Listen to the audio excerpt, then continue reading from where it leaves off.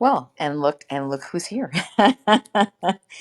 Danay, welcome. I'm so excited for our conversation today. Hello, everyone. Welcome to New Hollywood, our New Hollywood show every single Wednesday at 12 p.m. Pacific Standard Time, 3 p.m. Eastern Time. And today we have a very, very, very special, incredible guest. Her name is Danay Escanaverino. I have had the pleasure of getting to know Danay over the last, certainly over a year, in terms of Clubhouse, where we've shared spaces, but certainly more, more so over the course of the last 6 months. I think we certainly have interacted even more. And Danai is just a superstar, rock star. And we're going to have a conversation today that we actually have not had in New Hollywood quite in this way, which is going to be extremely beneficial for all of our members. I just want to quickly read a little bit of Danai from her bio. Danai Escanaverino is an award-winning Latina serial entrepreneur, speaker, and community builder. As CEO of Luna Sol Media, a boutique digital agency, she connects brands to Hispanic/Latino consumers, where she has delivered millions of global leads and sales for her clients. This self professed data geek knows the numbers and sheer power Latinos represent as brands, as entrepreneurs to the economy, and as voters in the country. Today we're going to utilize all of that, and with a big focus on media and the entertainment business. So, and what that means for all creators, producers, everyone who works in the business. In terms of Latinos, we are almost 19% of the most recent census, almost 19% of the US population, the largest underrepresented group in the country, and only growing stronger and stronger and bigger every day. Many complications. It's a complicated group, as I think that the country is becoming more aware of.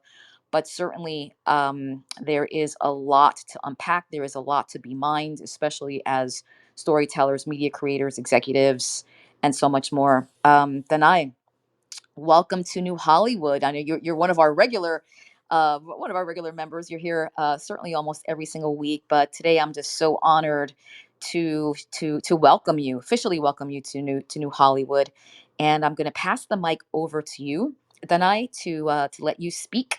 Introduce yourself, because only you can do it as to perfection. Certainly, I think everyone, definitely everyone is in the best position to be able to tell their story. And would love for you to officially introduce yourself, and then we will dive into everything Danai and this Latino consumer who is the number one content consumer and customer. So, Danai, over to you.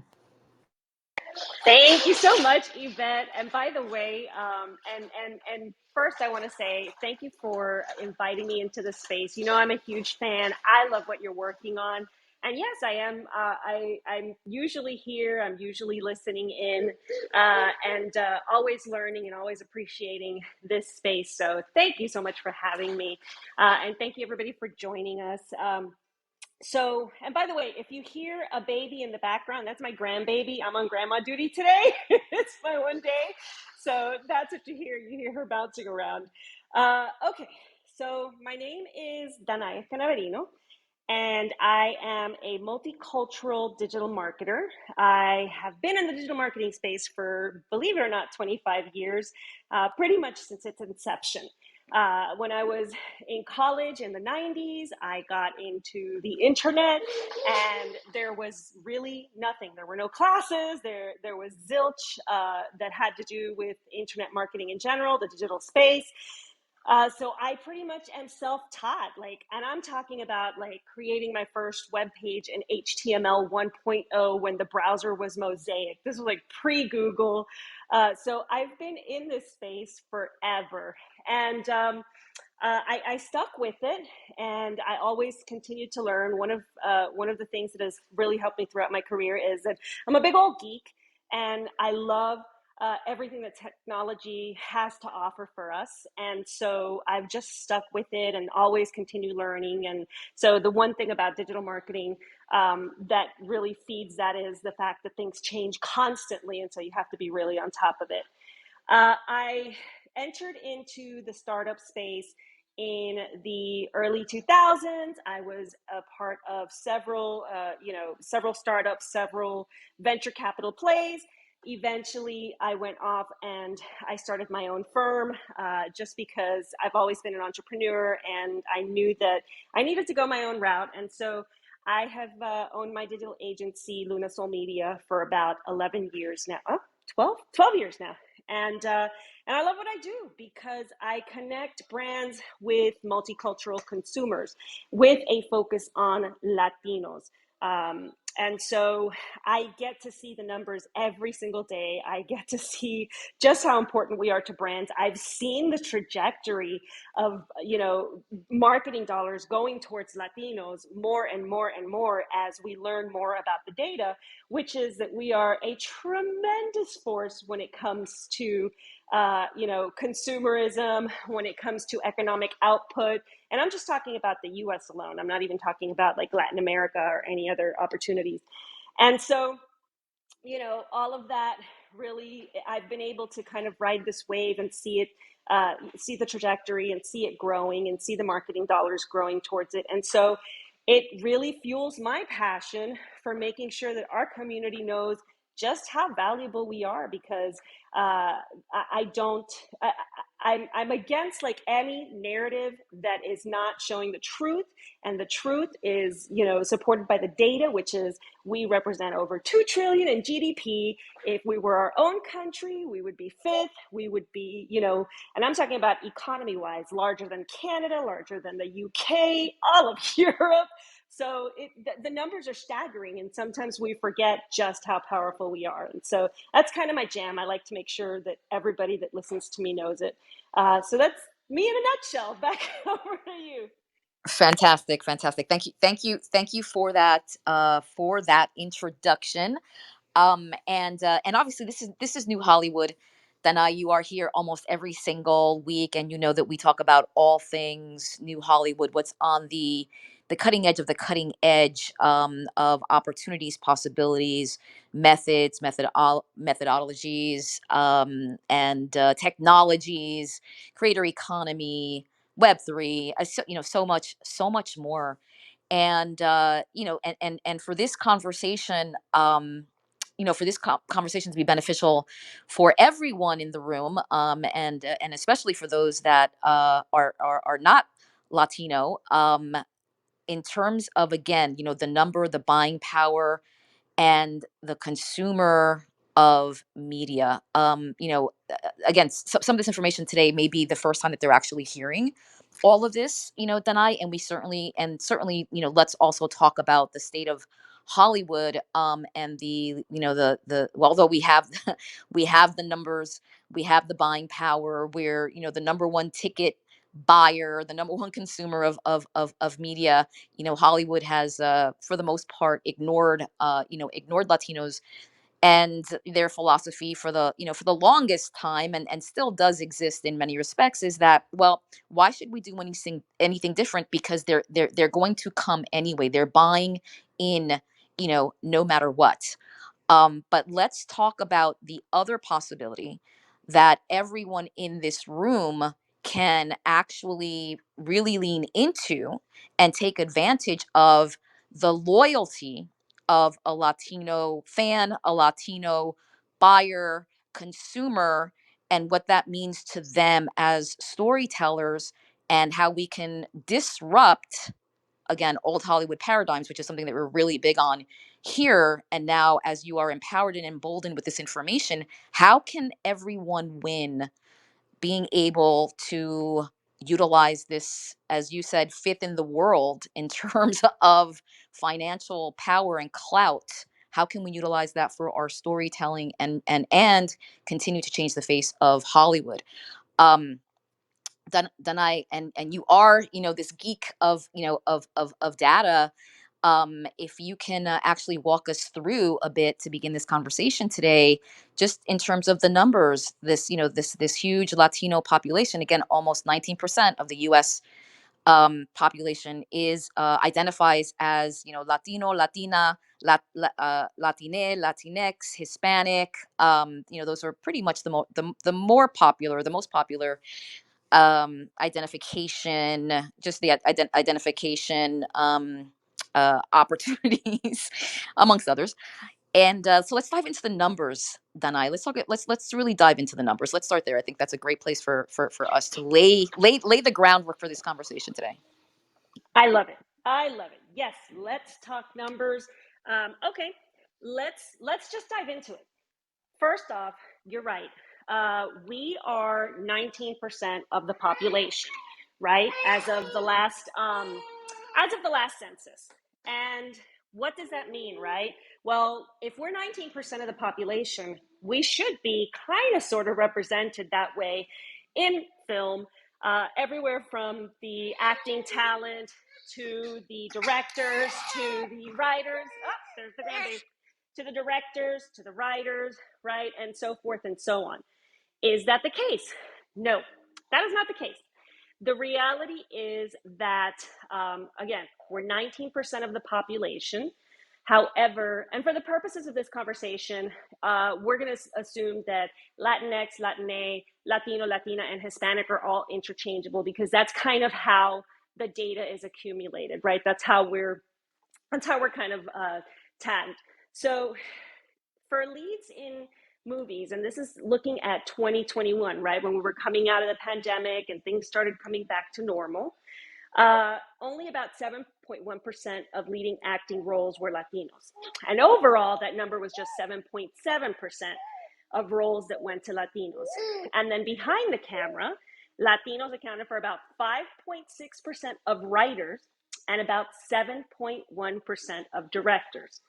Now, how does that compare to the other big number, right? Which is, well, how much of the movies, how much in ticket sales did we consume, right? Well, box office movie ticket wise, 29% of tickets were sold to Latinos, even though we're 23% of moviegoers. So not only do we over index as moviegoers, but we also over index and then some as purchasers of tickets. So we went to the movies an average of 1.7 times that year, compared to 1.3 times for our white, black, and Asian counterparts. And I think Asian Americans were one. And so, and then when you talk about streaming, right, 42% of the country's most watched content, and the accounting of more subscribers coming on board to the streaming platforms is 42%. And so you look at those numbers again, we represent 19% of the population. We're only in around the 7% range at the high range of representation in the jobs, and both in front of and behind the camera. And then bam, 42% of the most watched content. So that should tell you right there kind of what the numbers look like, what the landscape looks like for Latinos consuming movies, both streaming and box office, versus where we are in the movies and the projects, and where we are population wise. So that's something that we can start off with. Well, I have a lot more stuff to talk about and a lot more data, but let me know, what do you think about that? Well, that I have many thoughts about that. We have discussed it. We have discussed it in public stages. We have discussed it in private stages, and I have many, many, many thoughts. About all that. So clearly, we are over indexing. We're just over indexing. Period. And on just about every level, every aspect of metrics, but yet our representation, and as you said, on the high side, is about 7%, in terms of jobs, which also blows my mind when you just think about Los Angeles, for those that do live in Los Angeles, where let's face it, this is the capital of the entertainment business, and the population of Los Angeles is, just about 50% Latino, Latinx, Hispanic, and yet in terms of just jobs, we're talking about 7% on the high side. So there are just so many disconnects here. So thank you for laying all of that foundation. Now let's talk about the loyalty. We're going to lay all the facts out for everyone today, and then we're really going to dive into this discussion and the opportunity as storytellers to literally lean into this community, which again is 19% of the US population, but purchasing, what was that, 40 some odd percent of tickets. It's just, and certainly also on the stream of the subscribers, it's just mind boggling. So yeah, so let's really lean into, yeah, please jump in. Sorry. Okay. So yeah. So I know what you're getting at, and it's the same question. I think it's the same thing that gets thrown around every time we talk about this topic, which is the money, right? Everybody wants to know if there is a possibility of being more successful if you focus on either the representation being higher in the projects and or focusing marketing dollars on targeting the population of Latinos, right? The Latino moviegoers and the consumers. Yes, for sure. And I want to add to that, just in terms of the loyalty, because that's another part of this equation, Danai, that isn't always discussed. And certainly there may be members in the room, that aren't actually also and just really understanding or acquainted with just how loyal Latinos are to brands and intellectual properties. When we like something, we stick with it. And not only do we stick with it, we actually tell everybody around it. We continue to invest in it, in many respects. So again, let's talk about the data in terms of the loyalty, and why again, our brand loyalty is second to none. Oh my gosh, absolutely. So I'm going to keep this on the movie industry, just to make sure that I hit home with this data. Because yes, as far as like brands in general, Latinos have the highest brand loyalty of any any population. Once somebody who is within the Latino community really loves a brand, it's just yeah. And I'll take up some numbers from that later, but with regards to movies, right, and with regards to Hollywood and entertainment, let's look at a few case studies. And it's really great that Nielsen actually came out with a report in September, specifically looking at these numbers. And so when Netflix released The Lincoln Lawyer in May of 2022, right? They released 6 episodes, where the star was Mexican American actor Manuel Garcia Rulfo, I think it is Rulfo. Um, these episodes attracted 114,000 new viewers who had not watched any content on Netflix before that, right? But they did watch more content on the platform in addition to The Lincoln Lawyer, and about 27,000 of those were Hispanic. So 24% of them were Hispanic. Now, what is so interesting about that number? I'll tell you. None of the 35,000 of the people who only watched The Lincoln Lawyer and didn't stay with the platform and consume more content were Hispanic. So basically, once they were brought onto the platform by The Lincoln Lawyer, they stuck with it and they watched and they consumed other content. So the stickiness with the Hispanic consumer was a lot higher. That's The Lincoln Lawyer. Gordita Chronicles. You guys remember Gordita Chronicles, which was sadly canceled after, or it wasn't renewed after, the 10 episodes on HBO Max. So Despite being incredibly popular. Yeah. exactly. Despite it being incredibly popular, they talked about some reorganization, and I won't get into that, and the reasons that they put out. However, those 10 episodes attracted 138,000 new viewers who did not watch any content on HBO Max between before that, and 78,000, which is 57%, were Hispanic and stayed to watch more content. So when we're talking about the loyalty of the Hispanic consumer, those two are perfect examples of once you attract the Latino consumer, they will stick around with your brand and they will consume your content. So I think that kind of, you guys hear this in the background? So Yes. I love it. Yes, she's blowing we raspberries. love it. She We loves love the it. data. She does. She absolutely loves the data. Those are her So bedtime so stories. they are. They really are. So so yeah, if you need proof, the numbers are there, and it's a great thing that now we really are starting to collect a lot of that data where you can tell, okay, this is this is what got put out on this platform. This is the amount of Latinos. Hey, you. This is the amount of Latinos that are consuming it, and this is what is happening with it. Yes, exactly.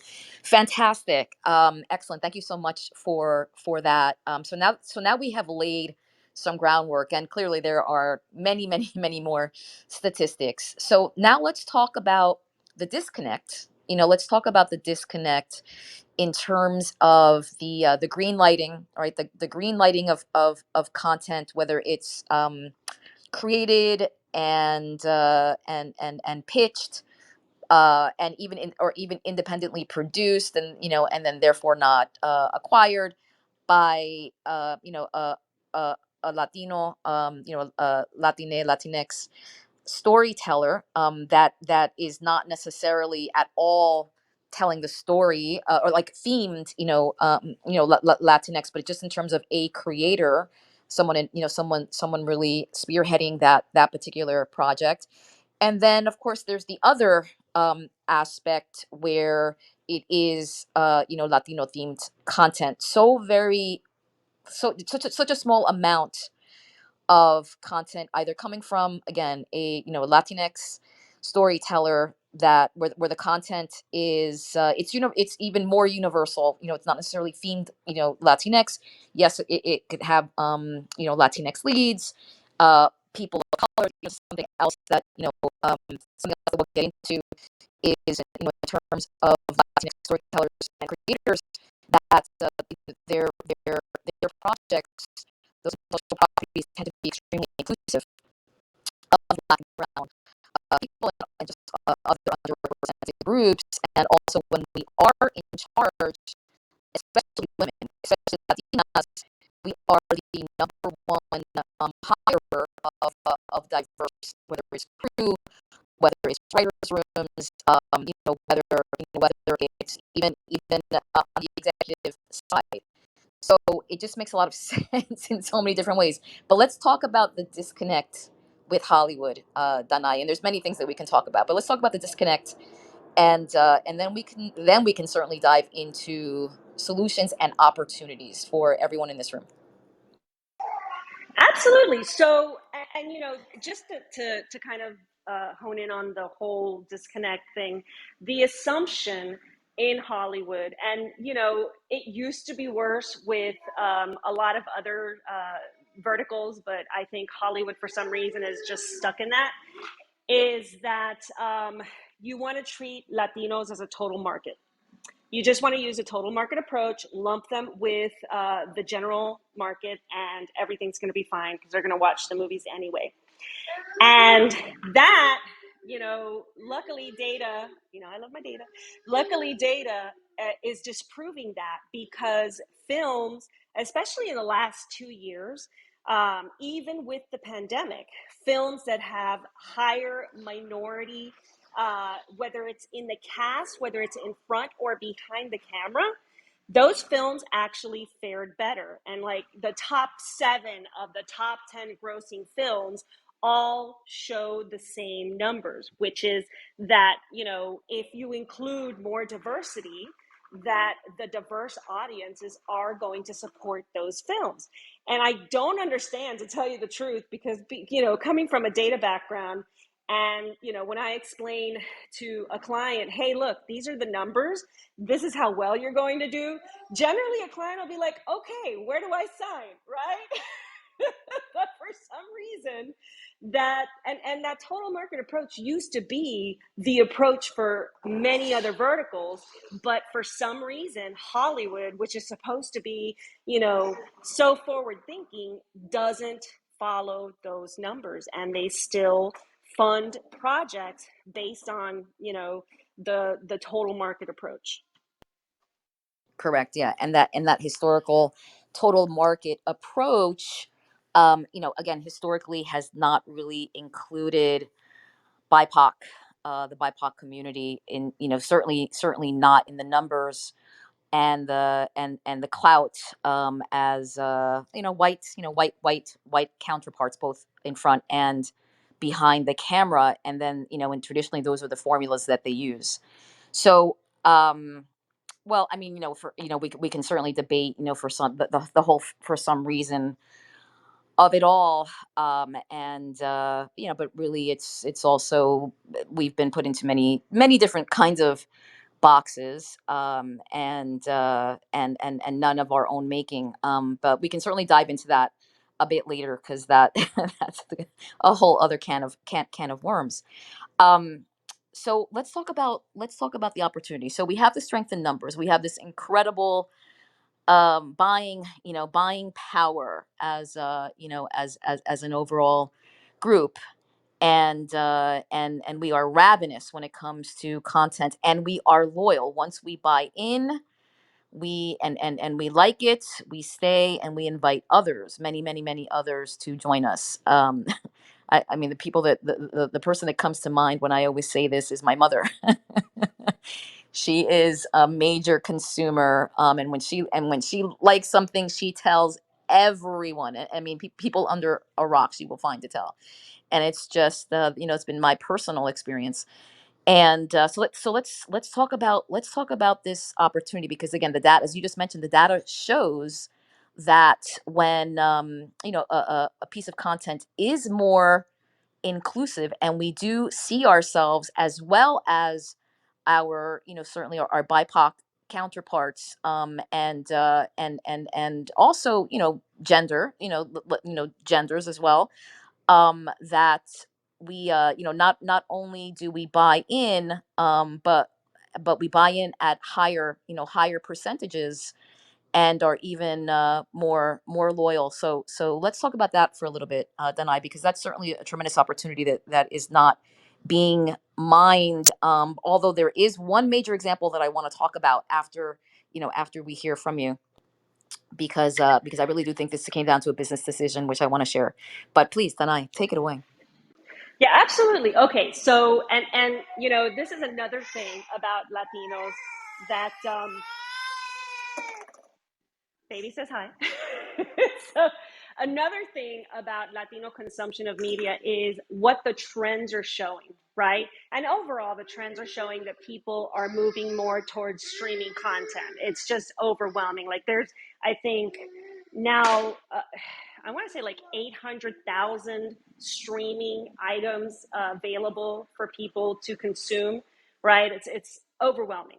But Latinos over-index. They've always over-indexed on entertainment. They've always over-indexed on early adoption of mobile. They've always over-indexed on early adoption of everything having to do with media consumption across the board, right? So now Latinos are leading in the consumption of moving over to different platforms. What I mean is they are moving more towards the YouTubes. They are moving more towards TikToks. And yes, they are still, they're still consuming across the Netflixes and stuff like that. And so many opportunities, because on top of that, they're choosing content that has more of a, diverse flair, Latino flair, more diverse content. And so all of these, major studios that are ignoring this are completely lagging behind, because there's so much opportunity to actually, meet these audiences where they live and where they're moving to, which is, pretty much over, overly online streaming and your YouTubes and your, any streaming platforms where you also have more creator communities now. So huge opportunity. Yeah, no, absolutely, absolutely. And in terms of, again, you know our community, you know this audience. What are some suggestions, Danai, that you would make for, storytellers, whether you are Latino or not, to be able to lean into, again, the number, right? 19% of the US population.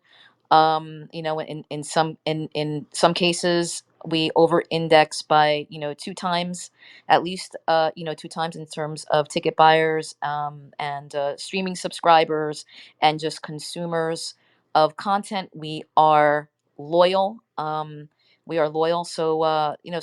clearly there are just tremendous opportunities. And when we see ourselves and others, that, look like us, or, represent us in some respects, we run even faster, towards that. So what would you recommend? What's some advice that you would share with our community? I mean, I think you just said it right there, right? I think you. She got mad that. Okay. She got mad that I'm not spewing more data. No, I think you said it right there, right? Which is uh, getting more Latino centric projects greenlighted. And to me, as an entrepreneur, when I see a hole in the market, I see opportunity. When I see somebody not doing something and I see a huge opportunity, I'm like, somebody's got to do it.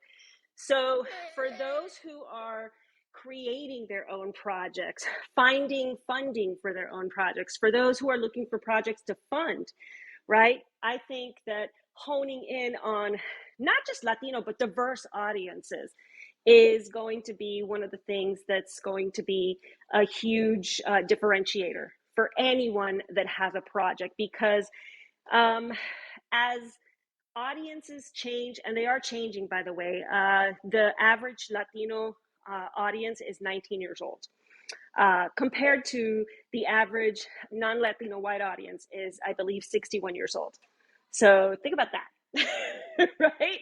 It's also a generational thing.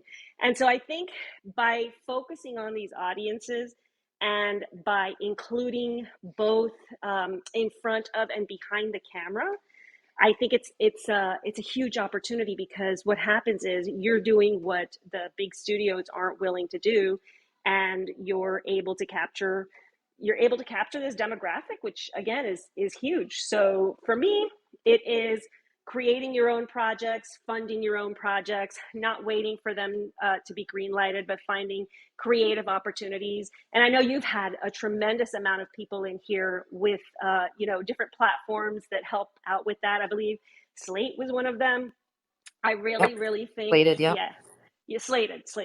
I really think that by turning towards our own communities and by funding our own projects, what's going to happen is the studios eventually will catch on, and like what happened with the major brands, I think eventually they're going to want to just jump in head, just feet first, and start funding more projects, because they're going to see that they're missing a piece of that pie.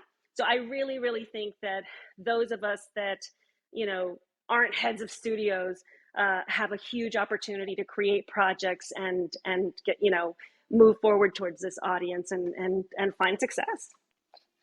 Yeah, no, for sure, and I completely agree. What I would add to that is also to, certainly to create, and attract a very loyal fan that not only supports your latest creation, but more importantly supports you and stays with you as you continue to grow and expand and tell all of the stories, all of your stories. This is now a loyal fan base member, and certainly an extremely loyal fan base community that will really stick with you and continue to invest in you.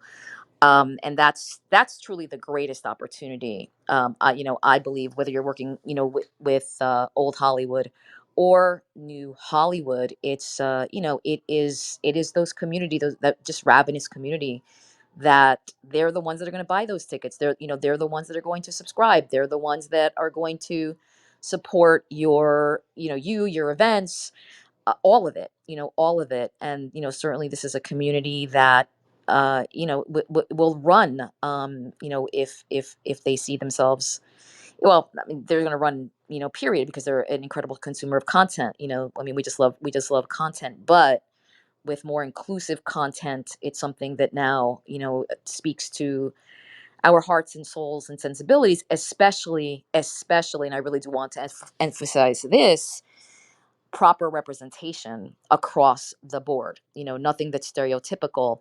And for everyone here, who certainly is looking at their projects and really thinking about how can I make this more inclusive, regardless of genre, regardless of the story, but in terms of these characters, and these character arcs, how can I make this more inclusive to, first of all, reflect the world, to properly reflect the world, but how can, I, myself, as, not a member of these groups, how can I, authentically really tell these stories? Well, hire hire us to help to join you, or partner, with us, to join those teams, those productions. So now that now you really are getting authentic, authentic experiences, authentic input, and because that's this is really the way to do it across the board.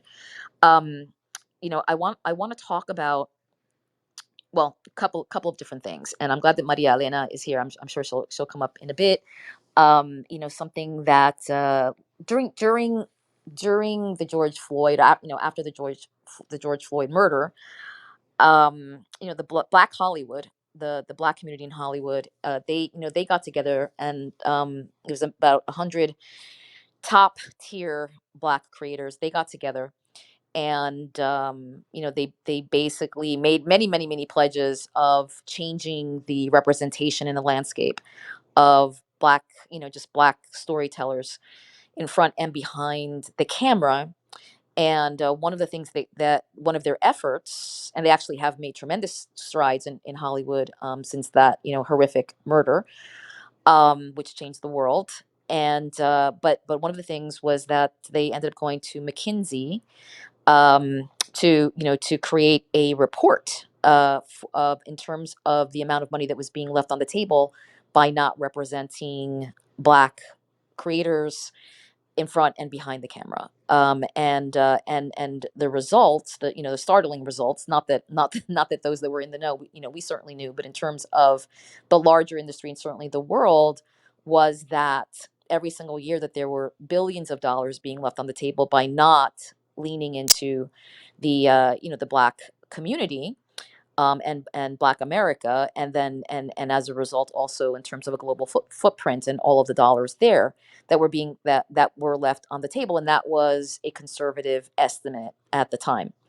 So with that, right, the Black Hollywood was empowered, additionally empowered with that data, and they went back to the studios, and anyone who has green light, green lighting opportunity. And certainly at that moment, after that horrific murder, where there was a wake up call for, again, many that, even if they're progressives, that weren't necessarily active, right, active in the representation, movement, that there was a wake up call, and certainly there was just a lot of activation.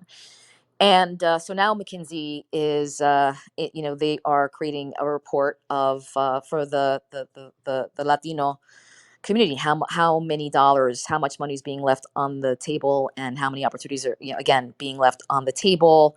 I'm going to be doing my interview with them, very, very soon, and I can't wait. Maria Elena recently, just did hers, as are, many, many, many, Latino writers, and also directors and producers. I mean, they want to speak to everyone, in the business, that is Latino, as they are compiling this report, And and with that report, we'll have more data. I mean, we've the data has been in the process of being collected for decades, actually. But with this particular report and the way that it's being done and all encompassing, it's certainly we will be very we will be additionally empowered with with this kind of report. So just want to give everyone here heads up that that's coming, and something that we will be able to to point to, which will be powerful. We God willing, we don't have a George Floyd moment, to be that was the ultimate, catalyst to move the needle. But hopefully we certainly can move the needle, as equally as much, without someone having to be murdered in public, and everything else that went with that. And so that's coming, Danai. And so one of the things that I want to dive into is that, I mean, look, Hollywood isn't stupid, but certainly they have not been willing to really greenlight and make many investments. I mean, and they do occasionally, but they don't necessarily make the full commitment, that they do to other content, in general. I mean, certainly can't say across the board, but I really want to talk about Black Panther, too. Wakanda Forever.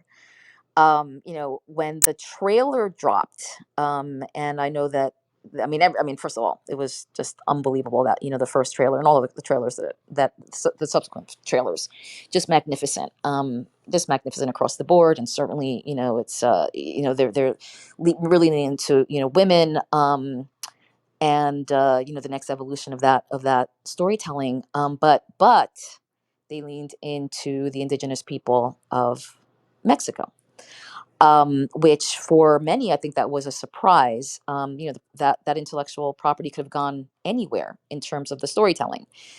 And for me, when I first saw that trailer, well, so first of all, I thought it was fantastic. That they were leaning into this community that truly has just about zero representation, and when they do have representation, it's not great representation. But for me, I was like, wow, okay, so Hollywood is actually taking note, really taking note, because here they have an absolutely magnificent franchise, with Black Panther. And certainly, I'm sure that they're very well aware of, and it certainly was for everyone. I mean, look, it was Disney, it was Marvel. They're making films for the world, everyone, but obviously also really celebrating the Black community, the global Black community, and all of the beautiful, just all of the various cultures, etc. But here they expanded that now with an open hand to the indigenous Latina people. So for me, I was like, okay. Initially, well, the first thought that I had was like, okay, they're making a business decision, right? They're making the business decision because behind the Black Panther franchise are white people, right? It's old Hollywood. It's old Hollywood making business decisions, and at the top are white people, and we all have to be real about that because that is the reality. Who owns Black Panther? It is Disney, right? That is owned, at the top. It's white people. So, um, for me, that was a business decision, and one that certainly has paid off and will continue to pay off. So for me, that was a very clear sign of of the business. Actually, now it's like, okay, we're not taking the full risk because we have a well-established franchise with Black Panther. So we're not taking the full risk on the Latinx community. But let's test the waters. That's literally the first thought that I had in my mind, besides how beautiful it was. And it touched my soul on many, many, many levels, the entire thing. But for me, that was a business decision where they were testing the waters with a proven franchise. And I believe that this will bear fruit. I'm hoping that it doesn't always have to be this kind of test model, but for me, that's what I believe it is, because that franchise they could have gone anywhere with the story, but they were inclusive of indigenous, indigenous Latina people. So I would love your thought on that, and we certainly could, open it up, because I think this is a clear example where also all of the people in this room and everyone that will listen to this replay, that we can really start to, with our own work, it's like, okay, how can we be strategic, authentically represent people, change the world with our media, and just disrupt across the board for what has historically, the historic have been historical decisions made by people, where we didn't have green light power, we didn't have the seat at the table, we didn't have our own table that was powerful enough to, that had influence. So I would love your thoughts on that, Denai. Oh my gosh. Okay. So, first, I have not seen the movie yet. So, I promised my son, who's in college and plays baseball and is never home, that I would watch it with him this weekend. I would wait for him. So, I have not seen it.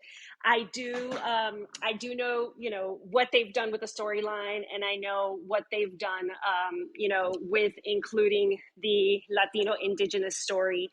And as a Latina personally, I think it's brilliant. I think it's marvelous, and I love seeing, that they started to bring up parallels between our two communities, because there really are some tremendous parallels of, just the whether you want to call it colonialism, whether you want to call it the U.S. Government, which is, how they portray it in the film. I mean, there's that similarity, right, of suffering and of dealing with that enemy. And then, from a business point of view, I think it's brilliant. I think the decision makers there absolutely understand. I mean, look at the last venture that Disney had into the Latino subject, let's say, right, as a topic of a movie, was the Encanto phenomenon, right, which blasted through records, and everybody's kid was singing the Bruno song. And so I think that you're absolutely right. I think they're testing the waters with that. But I also think that they saw the success already. And so they're kind of following the money trail with that. Oh, yeah, absolutely, absolutely. By the way, Encanto, now, it's traveling, it's traveling as a, a live show, as a musical, all over the country. Just in terms of that success. And by the way, in the animated, on the animated side of Hollywood, this is an area where Latinos are represented, and with great success. Obviously, and, Encanto, and and so many, and so many other, animated films, where again, tremendous, tremendous success. But when it comes to live action, that's, where, there's just a huge fall off, and even a bigger disconnect. Yeah, no, yeah. I mean, again, for myself, it's a little bit bittersweet. It's, in terms of, testing the waters, that, that now they have to, prove, right. So like, now they're gathering intel, in terms of, okay, so were we able to expand, our audience, because, we're being more inclusive of indigenous brown people, specifically Latine. Look, it's something that they're watching very, very carefully. And I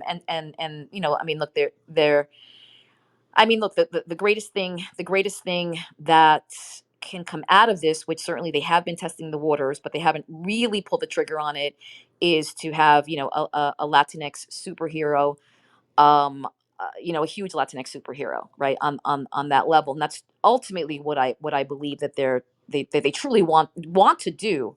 But they're, there's it's still a risk, or they consider it risky.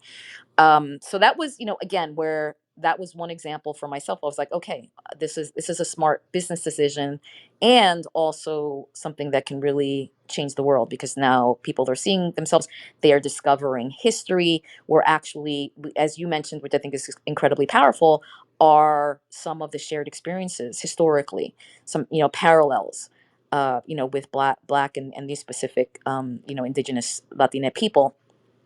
I mean, we are we are so much more alike, in general, than we are different. But yeah, I mean, that was, incredibly powerful. So we'll see the fruit that all of that bears. But those are some of my initial thoughts. And before I open it up, Dane, are there any other thoughts that come to mind in terms of, again, how everyone in this room can really lean in and take advantage of this? I mean, it's like the prize. I think it's like the prize duel, right? This Latine community as a super fan, a super uber fan of me as a storyteller, and certainly for all of my content and everything that comes with it. Any other thoughts? So I think a few things, right? We already talked about the opportunity. So, I mean, for me, it's a moot point. I know, I hope that for everybody that was listening, it has become a moot point. Like, this is a huge opportunity. I, I want to say that, and I'm not by any means as well versed as many other people in this, but I am really looking to Web3. I really, really am looking to Web3. I see several projects happening. I know you have a project happening in Web3.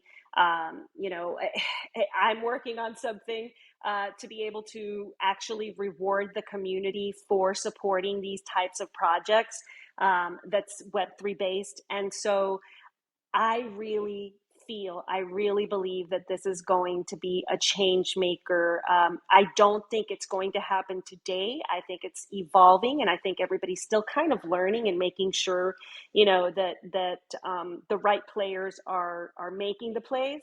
And what I mean by that is, there are so many projects that don't pan out, and that do raise some funding and then they disappear. And so I think once that gets shaken out, and the real people who are really, builders and creators of things, that those people start leading these projects and you start seeing them come to fruition, I think that that's going to be a huge game changer. So I feel like anybody who is remotely thinking of creating a project, uh, look into Web3 technology and network with people that are creating things in Web3, and build out your community of people that are creating. And I know you're doing that here, which I absolutely adore. But yeah, I really feel like Web3 is going to be the absolute, the next game changer for anything having to do with any type of creator. Yeah. Well, and yeah, and for sure, that I agree. And the success of Web3, it's community led. It's for us, by us. So yeah, no, excellent point, excellent point. Alrighty, well, I'm going to open it up. I know we've shared a lot of a lot of alpha, thus far, and hopefully it's not overwhelming anyone. And before I open it up for questions, everyone, please, and this is the first time I've actually said this because I've been so excited about this particular conversation. Please share this room. It's just incredible information. That Danai is just, first of all, a beautiful human being, and extremely passionate, and brilliant, as you can see. And this is really information for everyone in the business, whether you're an emerging storyteller, or professional, or you are just well into your career. So please share this room, far and wide, and we want to share this information with everyone. So I'm going to open it up for questions. Please flash an emoji, or flash your mic to anyone that would like to ask a question. I'm scrolling up and down. I'm not seeing anything yet. I'm not seeing anything yet, but please feel free. Please feel free. Let me know. I do see Maria Elena coming because Hi. I know. Yes. Oh, I see Yennefer. I see Hi. Yennefer. Okay, so Yennefer, yes. Hello, hello, Hello, my daughter. beautiful. Hi, everyone. Hello, I have hello. been MIA. Um, First of all, congratulations on everything, and this has been so wonderful. So thank you so much for being here and giving us all this intel. And as you can see, I have my beautiful niece on my PTR picture. So I love babies. So it was really heartwarming for me to hear your baby throughout. So um, I love it. And, you know, it's all about making it happen. And as Latinas and as moms, you know, I'm a, I'm a firm believer in having it all in life, and as an actress, it was my biggest my biggest number one aha moment was when I had my son. That's when I started working more. And as a young actress, I was like, oh, I can't fall in love. I can't have babies. I have to make it first. And that is the biggest crock of shit. Sorry for, anyone that doesn't like bad words, but it is like that the biggest misconception to just wait, and live your life fully to be able to be a creative and a professional. So kudos and congratulations and my solidarity. My big thing is for me is yes, it's I love all these conversations in our new Hollywood community, and we were just at AFM. Yvette and Robert. I had the pleasure of seeing them in real life and hug them and just and work the rooms and just really experience the creative space in real life. um Here we are of that.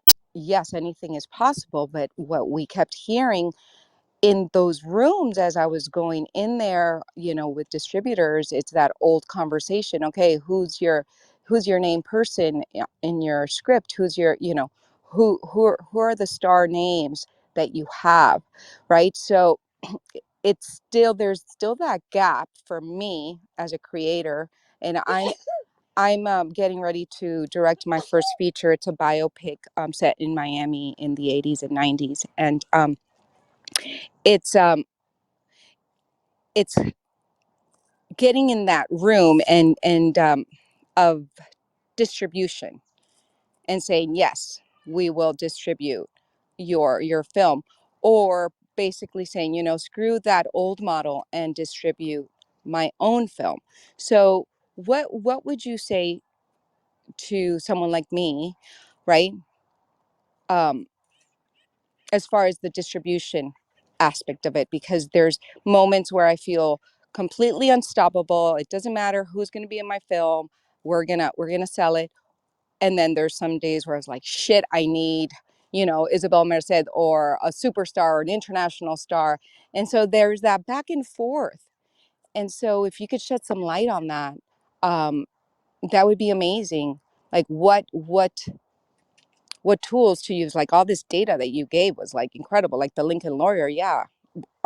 Our household was one of those. I mean, we've been in with Netflix for years, obviously, but yeah, I loved that show. So yeah, I hope I made sense. You I'm done speaking. absolutely, you absolutely did. You absolutely did. And thank you for that, Jennifer. So, and by the way, I will definitely be watching that biopic. The 80s and 90s in Miami is like my childhood, and my young adulthood. So, super interested in that. But okay, so I can speak to the marketing, right? And so how do you reach these audiences to make them tremendous fans? I think, partnering with communities that already have that fan base to me is a no brainer.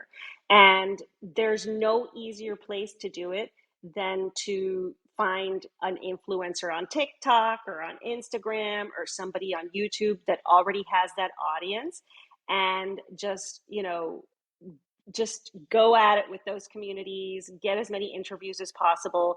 I know for a fact that there are so many Latino creators who have Latino audiences. And as a matter of fact, I see a couple in the audience right now. I know so many Latino creators who are chomping at the bit to highlight Latino created, Latino centric projects. And so I think, playing that publicity play and just going for those communities would be a huge, huge, a huge benefit and a really, really easy strategy to reach the audiences that we're talking about here. I love that. So what I'm hearing is just really lean into marketing and publicity as I'm developing and starting pre-production in the next 2 weeks to start principal photography in March. Absolutely. And to, really hone in on your Latinidad because so the Latino audience really wants authenticity. And again, remember, we're talking about a much younger leaning demographic now. And so the younger you go, right? Whether you're talking Gen Z or Gen Alpha, and even some of the millennial generation. But the younger you go, the more they're interested in the authentic representation, and in really, really identifying creators and talent and people who look like them, speak like them, and have shared experiences, and not the typical, thug in a movie or whatever. I'm pulling that because that's the first thing that comes to mind, Of or the course, maid, right, or the maid, or whatever. So, I think really, really lean into that because again, these creators who have these audiences, they're dying to highlight these types of projects because we're thirsty for it, we're hungry for it, we want it. And so these are the communities that you want to align yourself with.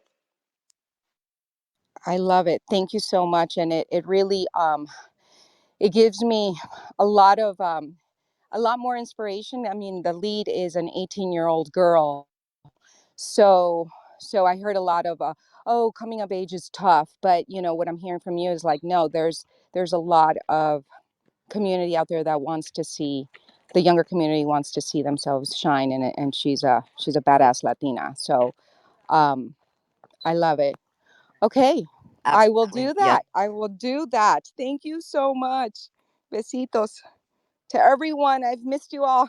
Thank you, Yvette. Love you, Of girl. course, honey. Of course. That was fantastic. Excellent, excellent advice. Across the board. And we are going to lean into the brands because that's a whole other side of one of Danai's expertise. So we're definitely going to lean into connecting brands again to Latinos and Latino consumers because this is another, especially as independents, and just really thinking outside of the box. These are other opportunities, and so we're definitely gonna discuss that, and then community building. So Alexandra, I saw Alexandra, and then I saw Luisa, and I saw O, and I saw Nai. So Alexandra, my love, great to see you. What is your question? Hey, as always, a great room. I shared the link at the top of the page for you.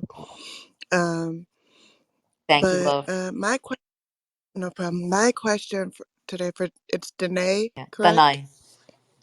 Danae. Danay. Danae. Um, I am someone who wants to be authentic. I'm a screenwriter and director, and I'm always wanting to portray my characters' backgrounds authentically and realistically. I have a short film that I'm shooting in December to showcase a positive light on Black love. But I want to know when it comes to portraying real, authentic Latino love, what are some of the things I can look for because and include in my scripts because I do have a Latino character in one of my scripts and I want to portray the way they show love, authentically. Whew, I love that question, and it's so loaded. So I'll tell you why.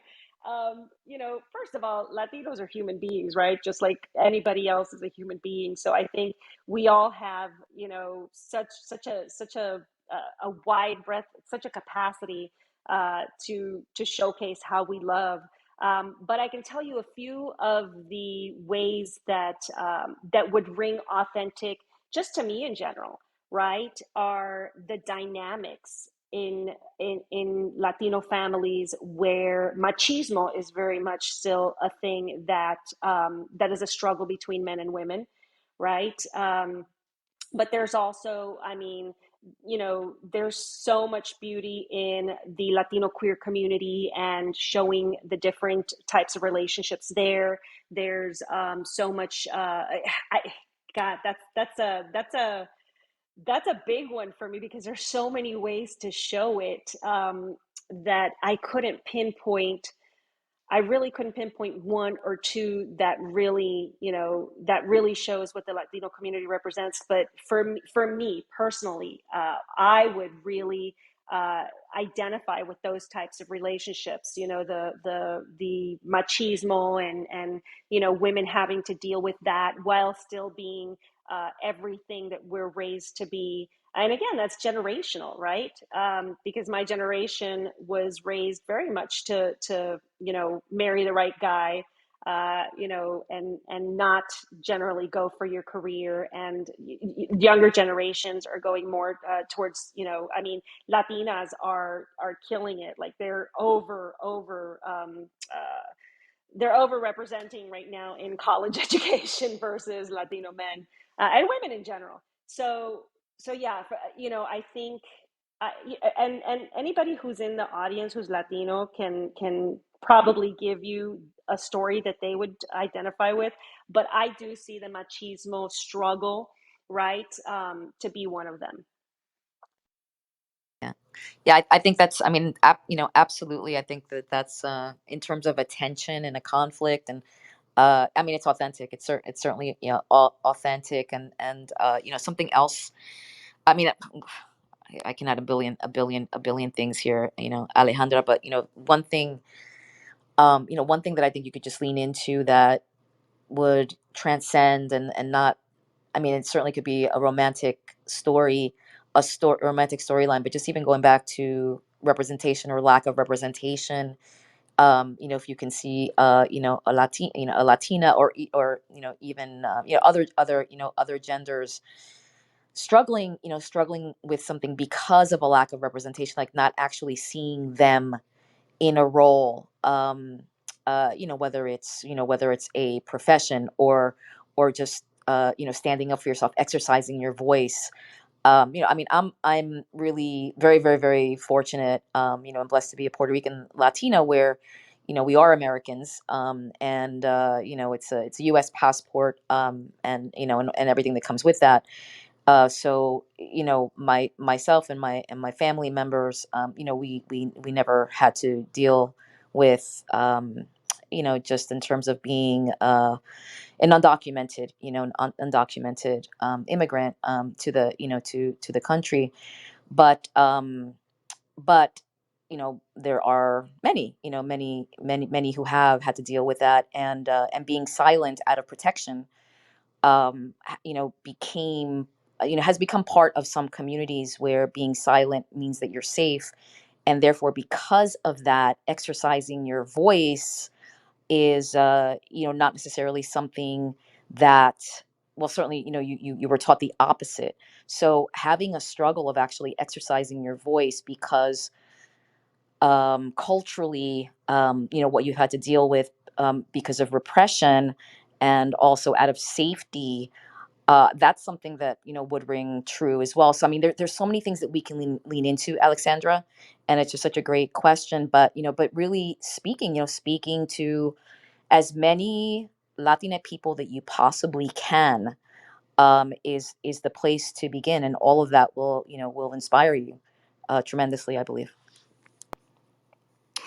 Thank you so much. Yeah. Like I said, I like to do my research because I try to be, I know there's always that certain level of disbelief, suspension of disbelief, but I also want there to be a groundedness. I want my audience to be able to see themselves in my characters. And eventually I hope that, you know, our characters, it doesn't, we don't we don't have to worry about seeing ourselves on screen because we're just there. But I know we haven't gotten there yet. So that's why I asked that question. And today I did send you a message on Instagram, like you said in your bio. If you want to talk further, I'm always willing to listen to make sure that I'm as authentic as possible. And I yield the mic. Fantastic. Thank you so much for that. One other thing that I want to add is also, in all of our stories, really looking at what's universal, right? What's really universal between all of us, and if it is, romance, or a specific kind of struggle, a specific kind of pain, a specific kind of experience, and then being able to explore that through a specific point of view, that again, connects us universally, but then you can really personalize it through that particular point of view that is authentic. That for me is where the greatest power is, where you're connecting to billions of people around the planet because it's universal, but yet it's so authentic and specific because it's told through a point of view. That's really the ultimate opportunity, for inclusiveness, to really connect us. But again, thank you for that wonderful question, Alexandra. I'm so excited to see what you create. Luisa, we're going to go over to you, my love. So great to see you.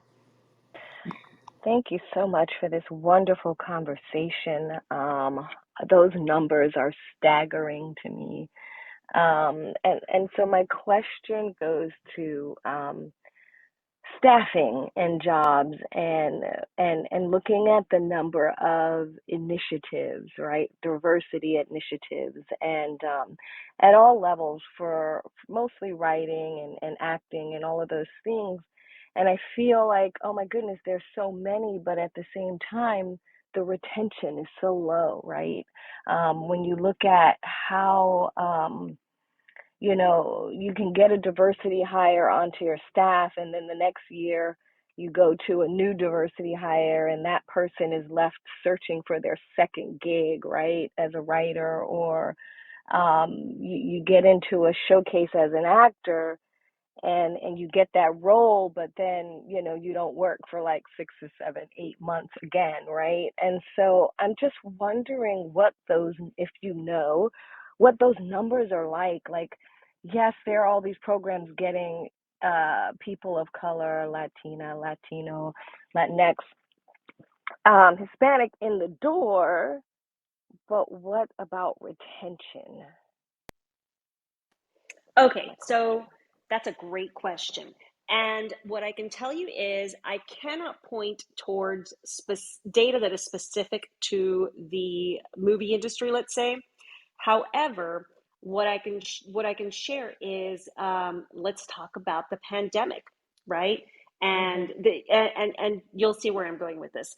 Uh, while the entire uh, while the entire populace of the United States, let's say, let's just focus on the US numbers, while the entire populace of the United States um, did not do well as far as salary increases, Latinos did well. Like Latinos had an increase of, I think, 7.7% or somewhere along that. And I have to look at my numbers, but that's somewhere along the line of 7.7%. Um, while most of the population wasn't working or took time off, Latinos actually went to work and worked more and were able to see an increase in both income, in home ownership, in business creation, everything having to do with work. Latinos, of course, over indexed on. And so, if that points towards anything, that tells you that even though there was a pandemic and we were disproportionately affected by it health wise, we still went to work and we still produced and we still showed up to the tune more so than any other population in the United States. So while I can't say, that the retention maybe higher. I can't correlate those two. I can tell you that Latinos always show up when it comes to work. Wherever that is, whatever sector it is, we're always the ones that show up. And so I don't know if that helps you at all, but that's kind of the data that I have. I can lean in a little bit to this too, and thank you so much, again, Danai, for that, because the consistency that's something else, right? In terms of Latinos, you can pretty much count on a Latino. You invite them, the the pro and the con, right? They come, but not only do they come, but they bring their family and they bring their friends. So however you look at that, we definitely are consistent, and we show up. But also, Luisa, and just such an excellent question, right? So how do we grow, right? How do we grow these opportunities? And it's like, yes, and I mean, and this has been one of the issues of the programs across the board, period, is that yes, they're committed to the current class, right? The current class of the program, and they certainly will get their first staff writer opportunity, first directing opportunity. But then what, right? Because if that writer's contract is not renewed, and I mean, and again, historically, then then what does that writer do? And they're certainly left on their own to now get their second gig. And for some writers, that second gig may never come. Unfortunately, that's just the reality. And then for others, it could just take years. And then another piece of reality is that, and this is something that happens, certainly in numbers much more to just BIPOC storytellers, is that they have to repeat those steps, repeat those levels, so they could be staff writer 2, 3, 4 times before they get an opportunity to even get the bump up. So these certainly have been, some of the failings of the programs, is that yes, it's a way in, but then there's a huge bottleneck at the bottom to then climb up the ladder, without support, without the connections, etc. And certainly this problem has been very well documented and pointed out, to the industry. And certainly they're attempting to put steps in where put more just put more measures in place. It's like, okay, well, how can we support writers into getting that second opportunity? And if that writer themselves, if they didn't get, if their contracts were not renewed, was it because the studio was paying for that first staff writing opportunity, and now the showrunner doesn't want, if they hire the writer, if they extend that contract, now that comes out of the show budget, and the showrunner would rather get another staff writer that's coming out of a program because they don't have to pay for that staff writer. The studio is paying for them. So again, it comes down to business decisions.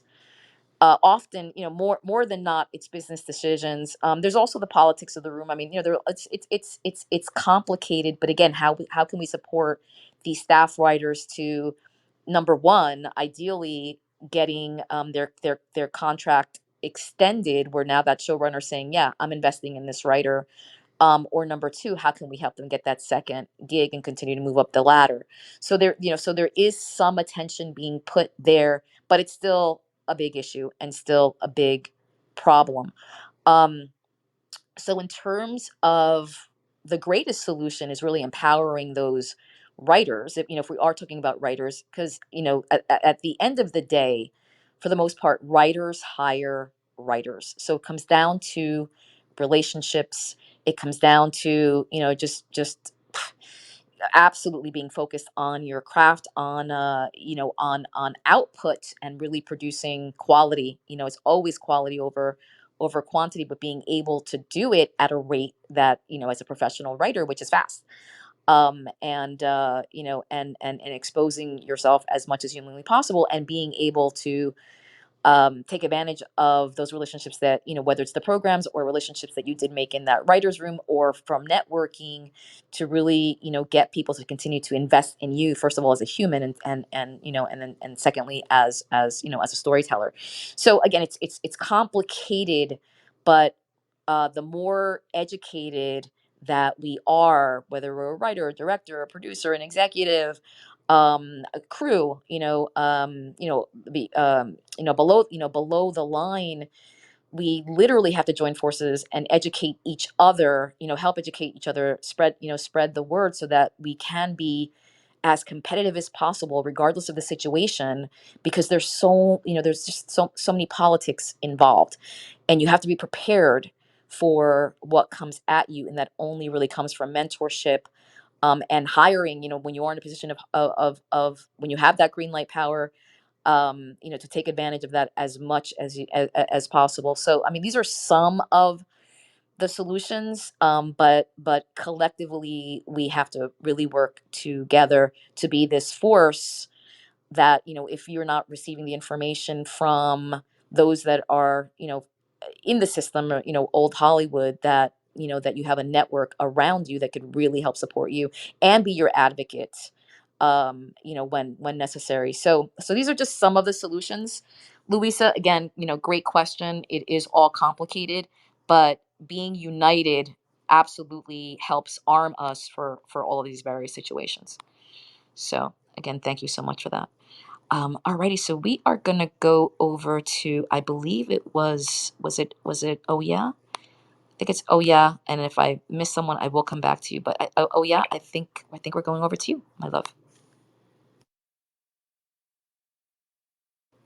Is oh yeah here? He may have left. Okay. All right. Who was that? Who was that? That was flashing their mic. I did hear that. I think it was Bez. Alrighty. Okay. Bez, welcome. What is your question? Danay, really appreciate your expertise and shares. And so my question is, um, in light of the appetite to engage the Latino community recently and coming up here, and when I speak in politics, but also there's a lot of organizations always looking to, they see the importance of it and they want to engage the Latino community. What is, you've mentioned some great statistics, and where can we get access to this besides the census data?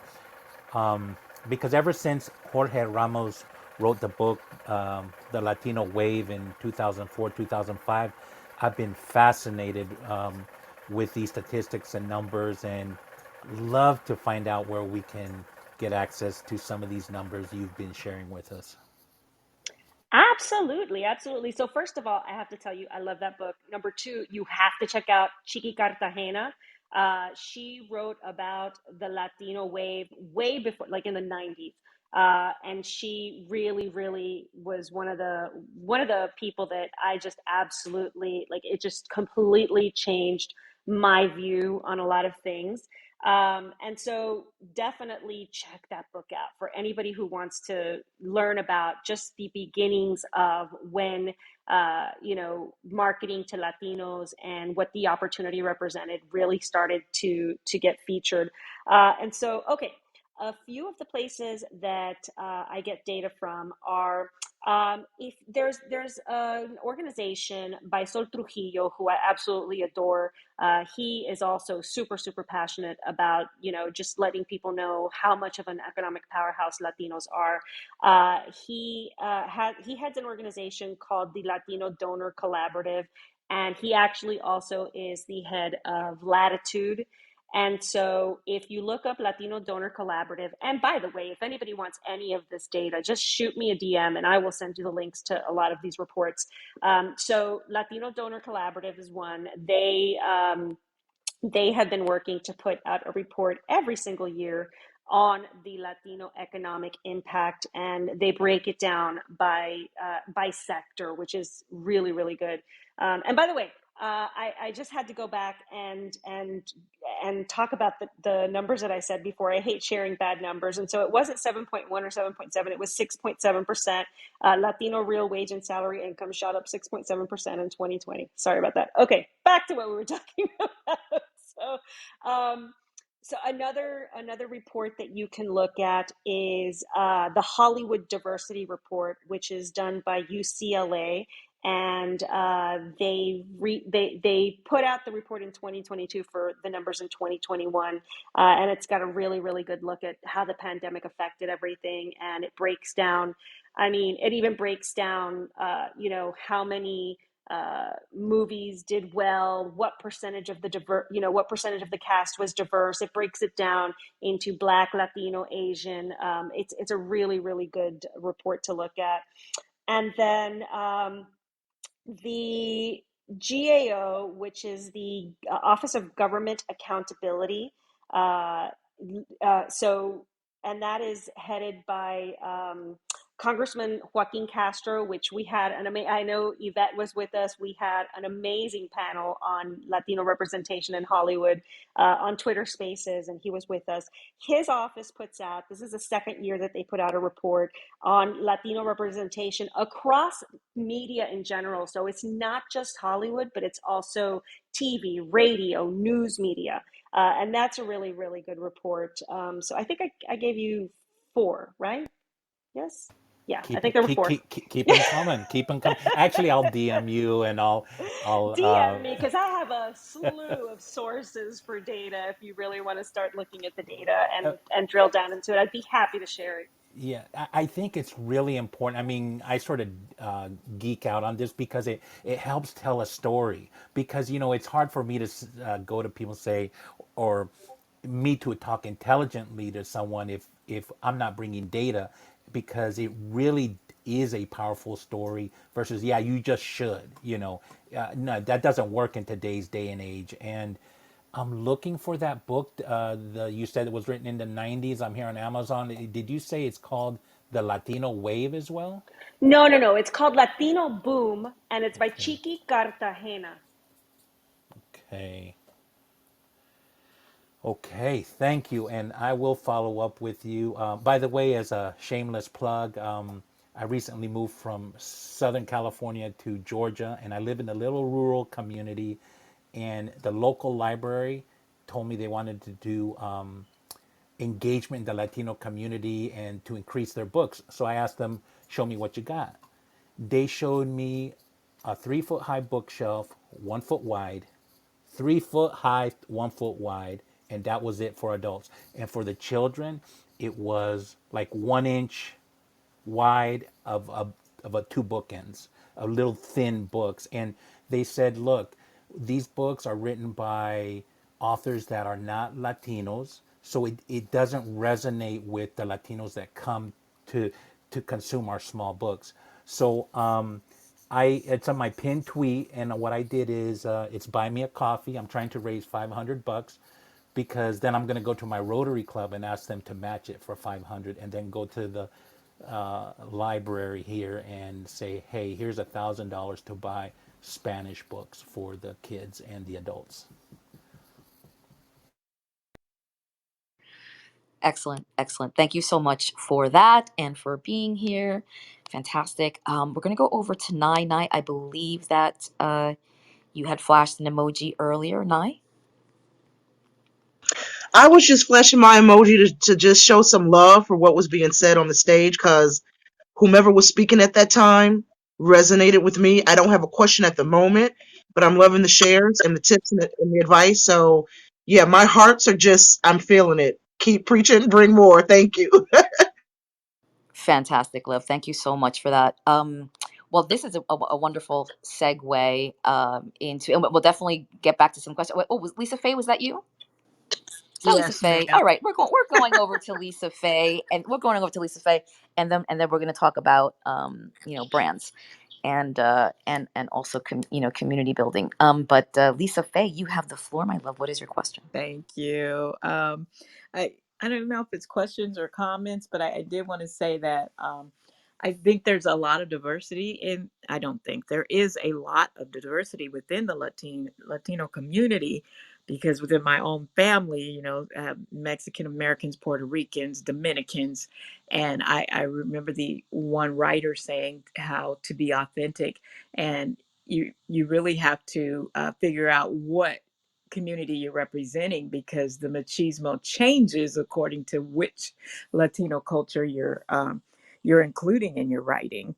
So I just wanted to make that comment, and then also that we have to be the change we want to see, and I love that about Ryan Coogler, because it was his idea to include the Mayan indigenous, and he was able to get that sign on because Chadwick was on board. Like in 2018, he was like, "Let's do this. Let's make sure it happens." And that is just an example of, we want to see this change. We have to pull together, and when we come up, we pull the next group up. So when we get there, we're intentional about it. Okay, we got to be intentional about inclusion, and that's across the board. Whether we're independent, we are all independent, and I'm intentional about, okay, if I do my project, I want to make sure I see women, I want to make sure I see diversity.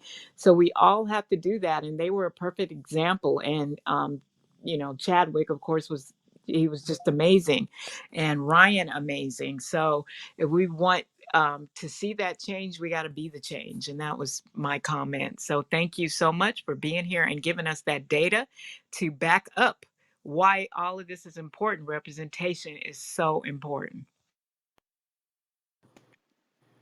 Fantastic, Lisa Faye. Thank you so much for that. Danai, is there anything you'd like to add? Yes, I did. As first of all, thank you so much for that, Lisa. I also wanted to real quickly, and I hate myself for saying I'm going to piggyback on it, but I'm going to say it. I hate saying that. Um, so, I, just to follow up on what you said, yes, you're absolutely right. The Latino community is so diverse. We've got level of acculturation, we've got level of immigration, we've got language, right? We've got Spanish, English, Spanglish. We also have, a lot of Latinos count the Brazilian community. So now we have Portuguese also as well. So there's so much there. There's also, the generation. But one thing, right, that I can definitely say rings true is that if you feature someone, let's say an abuela, somebody somebody will identify with having someone like that in their family, and I think that's one of the reasons why Encanto to me was so brilliant, because they had the crazy tia, and they had, the kid who was trying to be seen, and was at odds with her grandmother because of the generational trauma that she had, and she didn't understand the granddaughter's struggle, and the mother and the father. Like, they nailed it with all of those characters, because we can all see someone in our family, or in our in our friends, the people that we surround ourselves with. We can see someone in all of those. So I think that's something also to remember. Excellent, excellent.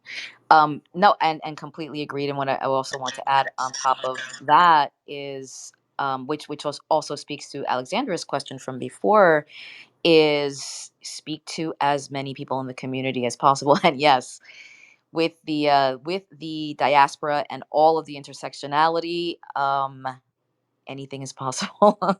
So you really want to speak to as many Latinos as possible and be specific. Specificity is really always key, for storytelling. So Lisa Faye, thank you so much for that. That was wonderful. I see Maria Elena. We have to go over to Maria Elena, and then we'll dive into the all of the other wonderful things that we're going to dive into.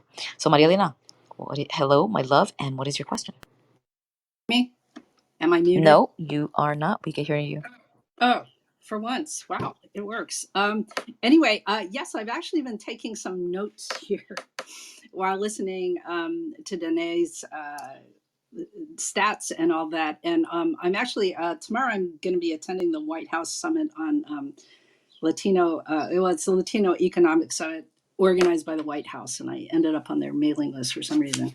But anyway, it's a Cal State Bernardino. But lately, especially in talking with McKinsey, I have spent a lot of this pandemic like reading MBA books and articles, which is all I can, describe them as.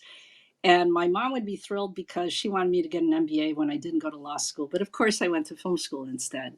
So before I ask my question, let me lay this out. This is what has come to mind to me, that the studios and streamers get all the reports Danae is talking about. They get them every year and they read English really well. So it's not like they don't know these stats. And I know Darnell Hunt, who has been doing our WJ report all these years, knows for a fact that they get them because they talk about him, about the stats and the information with him. So it's not like Hollywood hasn't heard this, stuff. They know this stuff. And so when you look at it, if they know all this stuff and yet they still keep going on this track, it seems that the only conclusion we can reach is that this is basically economic bigotry. They don't want our money, they don't want our audiences. But in a funny way, you realize that yes, they do, but it's not going to be until we prove that, well, we're going to do it without you. And I've really spent quite a bit of time studying, Black entertainment, because the McKinsey report on Black entertainment came out at the beginning of the pandemic. And when you kind of trace why they did that report first and the structures that Black entertainment companies and leaders seem to have, and we wonder why we don't have them, we probably do, because the one thing, and Danae, you can correct me if I'm wrong about this stuff later, is that, well, first of all, why did McKinsey do them first? It turns out that a lot of our Black executives and leaders, got their first jobs out of college at McKinsey, the consulting firm. Everyone from Franklin Leonard to John Legend got their first day jobs out of college there. So there was that connection. And now, if you look at it, the way they kind of built their powerhouse leaders, again, the conventional way in Hollywood doesn't work for most of us. Their leaders seem to have come out of like the music industry, and especially the marginalized music industry at the time, which was hip hop. I mean, Quincy Jones, sure, we were probably ahead of that, but hip hop, which mainstream, white Hollywood didn't understand and all that. When you look at a lot of the leaders now in film and television and all that, they were musicians, or they still are musicians. And they built their entertainment companies, and Hollywood was like, smelled the money and saw the growing audiences, and what did they do? They bought them, or they bought part of them.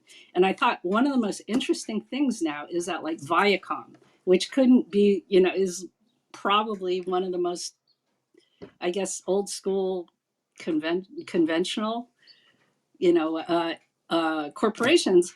When you look at what they did for, the BET and BET Studios, which they own, that's their Black wing of their companies. What did they do when they wanted new content? They offered the showrunners they hired, like Kenya Barris and Aaron Rashawn Thomas, they gave them a percentage of ownership in their content, which is something they're not doing across all their streamers now. That's a back end we all had to give up. Why would they give it to 3 or 4 Black content creators?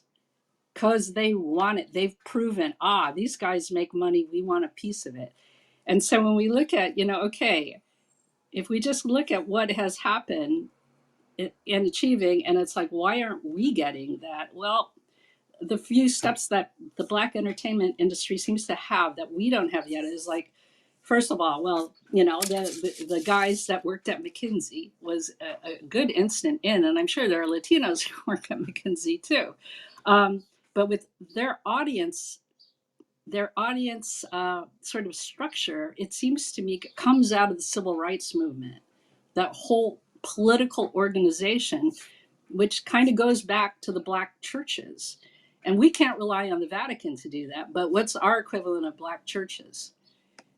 We have to figure that one out. And then basically, we have to look at, Latinos have to own up to our own biases and traditions that are very colonial based. And unfortunately, they contribute to the divisions that still pop up every time, a new film or a new TV show comes up.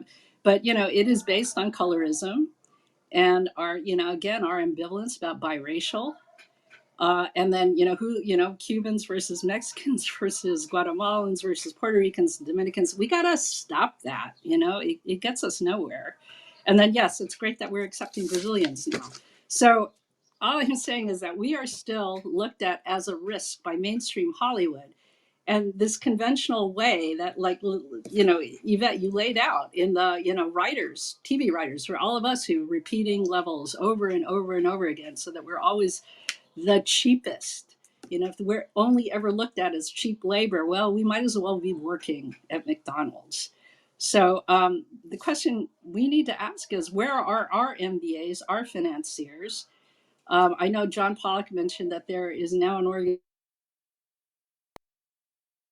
Oh my God, that was me. I'm so sorry. My Butterfingers. Bring her back Okay, up. no Oh worries. my God. We're That bringing was we're bringing me. Maria That back was up. me. We're bringing Maria back up. Oh She, because she was my bringing it home with her question.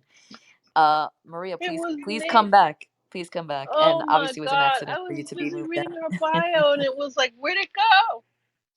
Yeah, I mean 57-year-old fingers. I'm sorry. those buttons are so so You close to each know, other in terms the next of time I'm in a yeah, yeah, room with yeah. them, I'm gonna Exactly. ask, could you make like a senior citizen version of this? Because There you go. Maria Elena, oh, there she is. There she is. She's back. She's back. Fantastic, Maria Elena. Please finish your question or ask your question.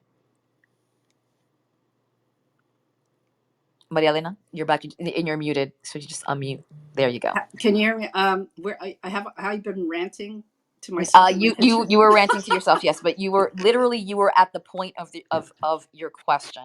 Where are our our civil leaders, where are our financiers, etc. Right. So So, continue, okay, please. because all right. So I'll wrap this up as a question. What it strikes me to, and I guess I should be writing a term paper on this. It seems to me that Hollywood, mainstream Hollywood, suffers like FOMO, major form.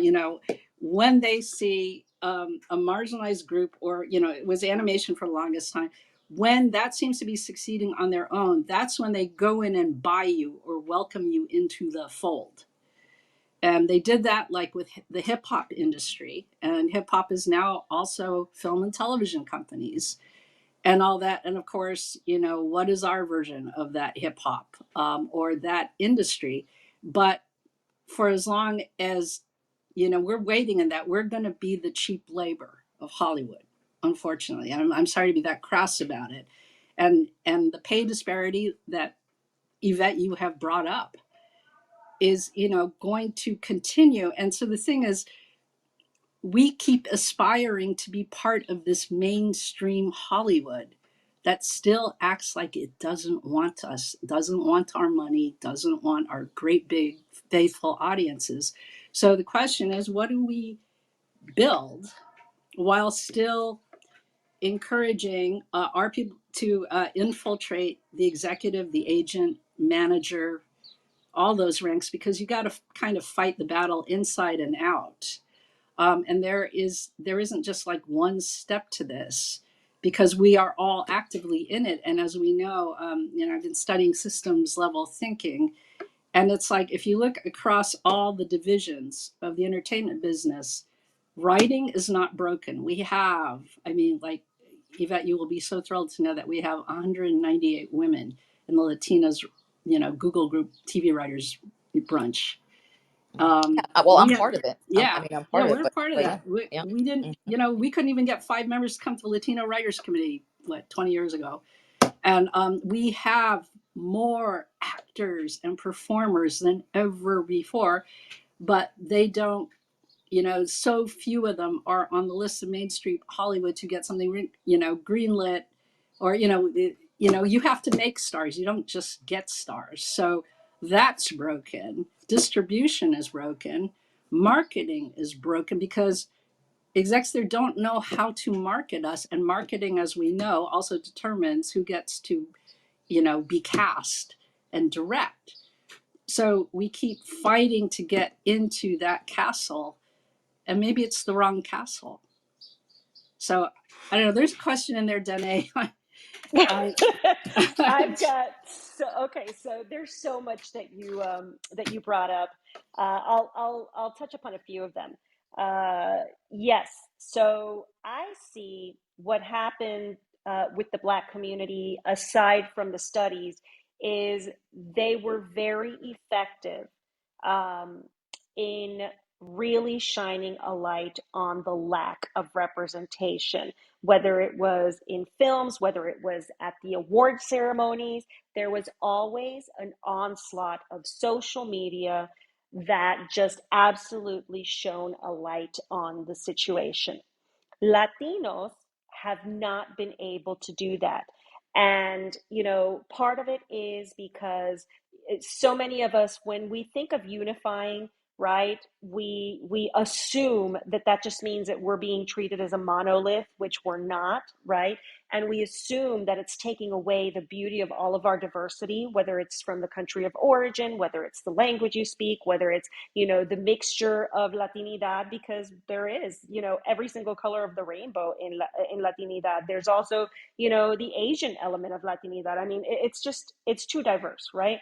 And so I think that a lot of the community really, really focuses so much on the monolith situation, and we're not aware of our economic impact and our economic power. We're not well versed in just what we represent. Like these numbers that I'm sharing with you, even though I scream them from the top of like every mountain I possibly can and every space I go to, and I tell it to everybody who listens to me, the reality is that most Latinos aren't aware of it. And so, the lack of us being unified and saying, okay, whatever, we're not a monolith, but something binds us together. Let's get together and let's shine a light on the fact that the representation isn't there, whether it's, in films, whether it's in the awards, whether it's behind the camera. When we figure out how to do that, I think the conversation will change, and I think the changes that we want to see will happen faster, as it has started happening with the Black community. So that's that. And then as far as who are the people that are doing, well, I mean, Evette's doing stuff about it, right? With the new Hollywood movement. I know I'm working on stuff to make changes with the Amigos community and making sure that we support and elevate Latino professionals and Latino initiatives, and unite as a community, and regardless of the fact that we're also very different and diverse, we do have things that tie us together, like our resilience and our stories. Um, and then I know there are a bunch of organizations of filmmakers. There are examples of people who have said, you know what, I'm going to go ahead and I'm going to create my own opportunity, like Calixto Chinchilla, who created the New York Latino Film Festival, and it's doing amazing. And now he's partnering with HBO and has their support. Um, there's also, I spoke about Latitude, which is this program, you know, this whole thing that's being created with Sol Trujillo as its head. DM me if you want to find out. I'll send you some links about it. But they're really putting a lot of money with the Latino Donor Collaborative into looking at these numbers and showing these numbers, so that when brands and everybody looks at the opportunity, they understand the mammoth opportunity that the Latino community in consumerism and in business development and all of that represents. I think I answered like 2 of the 20 questions that you brought up, but I hope that helped out a little bit. Yeah, excellent. I can chime in as well, and thank you so much for that, Danay, and of course, Maria. Thank you clearly for everything, and Maria, well, to several of your points, just going back to the our lack of civil leadership on a scale, because I mean, certainly, of course, we do have some civil leadership, but in terms of the scale and the power, and a unifier like a Martin Luther King, we certainly have not had anyone, or a collection of people on that scale that could really unify under a common cause. So we just don't have that. We just don't, we don't have that yet. And that's just needed. And when something does happen, some, some injustice, or whatever the case may be in the, the Latinx community, we are not unified to also deliver a response. So that's actually, that's it's a huge deficit that we have as a community, not having a voice. We don't have a voice. We don't have, whether it's one single voice or a collection of voices that are on a high level, and very prominent in politics, or just civil, civil leaders at, at that very high level. So that's something, certainly, that has hurt us in terms of representation, and clearly just not having a voice. And that's definitely something that we need, and in fact all groups need that. So that's one thing. And so because of that, Maria, and clearly a lack of representation, we have not been able to tell our own stories for the most part. I mean, we've been able to tell our own stories more recently, but not even all of that, has been positive. And there's still, so little of it. For myself, like, every year with Hispanic Heritage Month, when I go through my streaming, through the streaming platforms, and I look at the collections, as compared to, for instance, like, Black History Month, my God, it's just a fraction of, of the content that's available, for the black community. But yet our numbers are so much greater, and our buying power, again, I want to emphasize this because I think, people need to wrap their brains around it, as Danai mentioned earlier, that, would be the fifth largest economy, and this is only in the US. I mean, imagine the diaspora, the full diaspora. So when you really take that into consideration, it's like, okay, well, we need to figure this out, right? We need to figure this out big time. But so all of that, has been the deficit. And yes, Maria, in terms of colonialism, yes, absolutely. There is just, their behaviors, and their beliefs, that, were ingrained in the culture, and some of us have evolved, and some have not.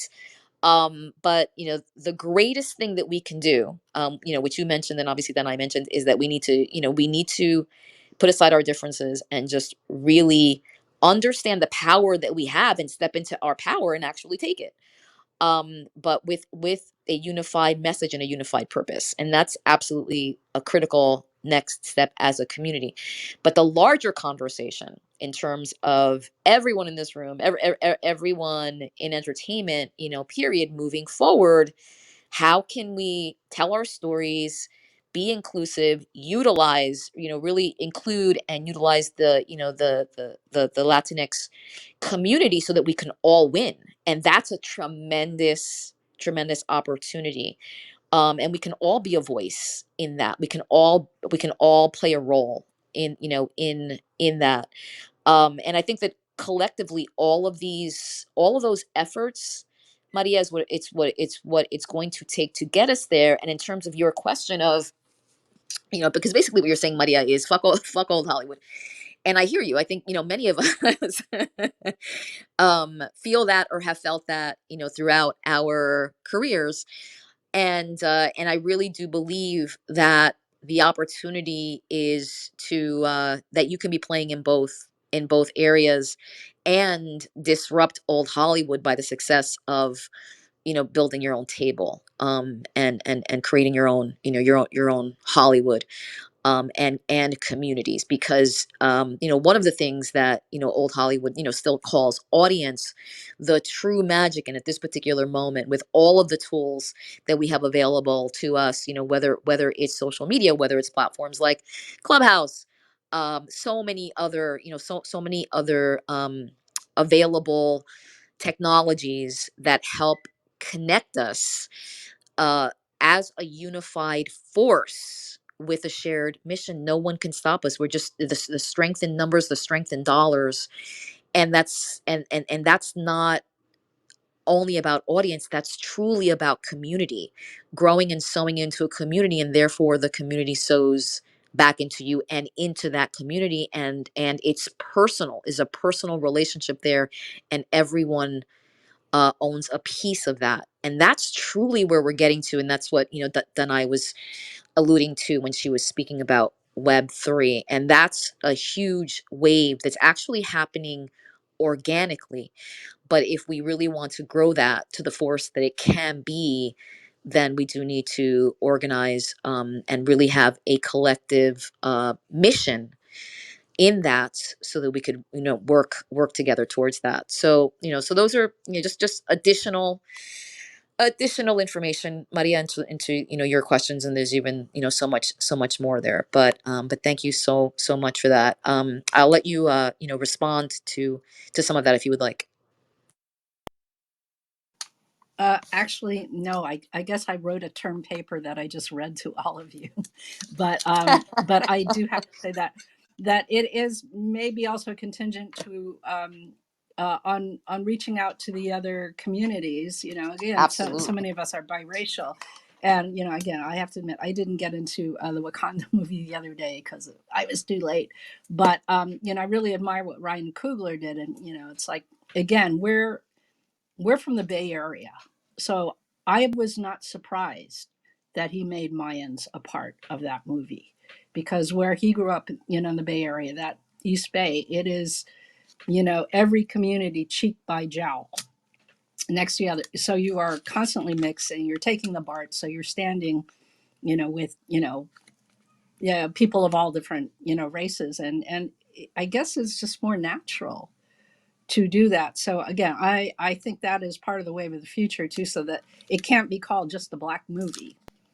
Right. We Yeah. are not going to be Absolutely. siloed, and that is totally up to us, and especially those of us who grew up in, yeah, sure, that's mostly on the coast, but for those of us who are biracial, so that it's naturally happening, and that's my family. But also just the fact that our friends and our colleagues aren't just Latinos. So, we got to bring it, because, when it is enforced from the top, from, heads, who are, they're maybe very liberal and like-minded. That is sometimes when the inauthenticity of storylines and all that can, kind of, get botched. So, we got to take ownership of that, and we have to be brave enough to ask or demand and say, well, this is the life I lead. I don't know about you, but you know sure, let's try it. Because as we've learned, politely waiting our turn and raising our hand, worked in Catholic school It maybe, but doesn't work. not Yeah. here. Yeah. Yeah. No, it doesn't. It doesn't work. No, It doesn't work. yeah. But yeah, Okay. and just what I would add to that, Maria, in terms of, it's like, yes, let's be a collective force, because that's truly the greatest power. But also, going back to Denai's one of the stats in terms of the this young, it's a Gen X, and even Gen A, specifically with Latinos, where it's the median age skews much younger, and they have the numbers, they are unified. That's actually a very unified group. Hmm. And there's tremendous strength and power there. So let us not forget this younger, extremely inclusive, extremely diverse, biracial, intersectional Gen Z that basically saved our asses in this last the midterms. Oh yes.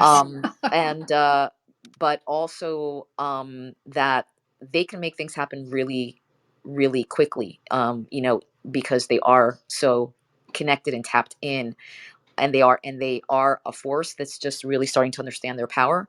So, really including them, I think, is also a path, a way, a path forward for some of this change that we're talking about, and really being able to utilize the strength and the power of diversity on every front. And the largest, that's really the largest group of the Latino population, is within those ages, and just those kinds of generations, those generations. So let us not forget that either. because there's just tremendous opportunity there. Amazing, amazing, amazing, fantastic, excellent, excellent. What a conversation! Wow, Danai, this is just has been incredible, and also everyone that's contributed. Then I really want to talk about, one of your many expertise, but it's certainly a very powerful one. And if you want to tell us a little bit in terms of how you even got there, with your agency, Lunasol Media, boutique, digital agency, where you connect brands to Hispanic Latino consumers, and you have delivered millions, of global leads and sales for your clients. So clearly you've been able to tap into the power of the Latino loyalty and those the buying dollars, and just really understanding the data where it's been fruitful all the way around. And again, as you lean into that, if you could just shed some light on how, as storytellers, as creators, as producers, as executives, how we could also take advantage of all of that, really lean into all of that. Absolutely. Yeah, I've been having a ball here talking numbers, like as you know, as I say a million times, data's my jam. But I appreciate everybody for being here. I love the feedback. I love the questions, and I absolutely adore you and everything that you're working on. Okay, so. I own a digital agency, right? We work with brands, we connect them with multicultural consumers, and we do that across 4 different channels. We do that with email marketing, where we manage over 100 million records worldwide. Obviously, they're not all US Latinos because we're not 100 million yet, yet.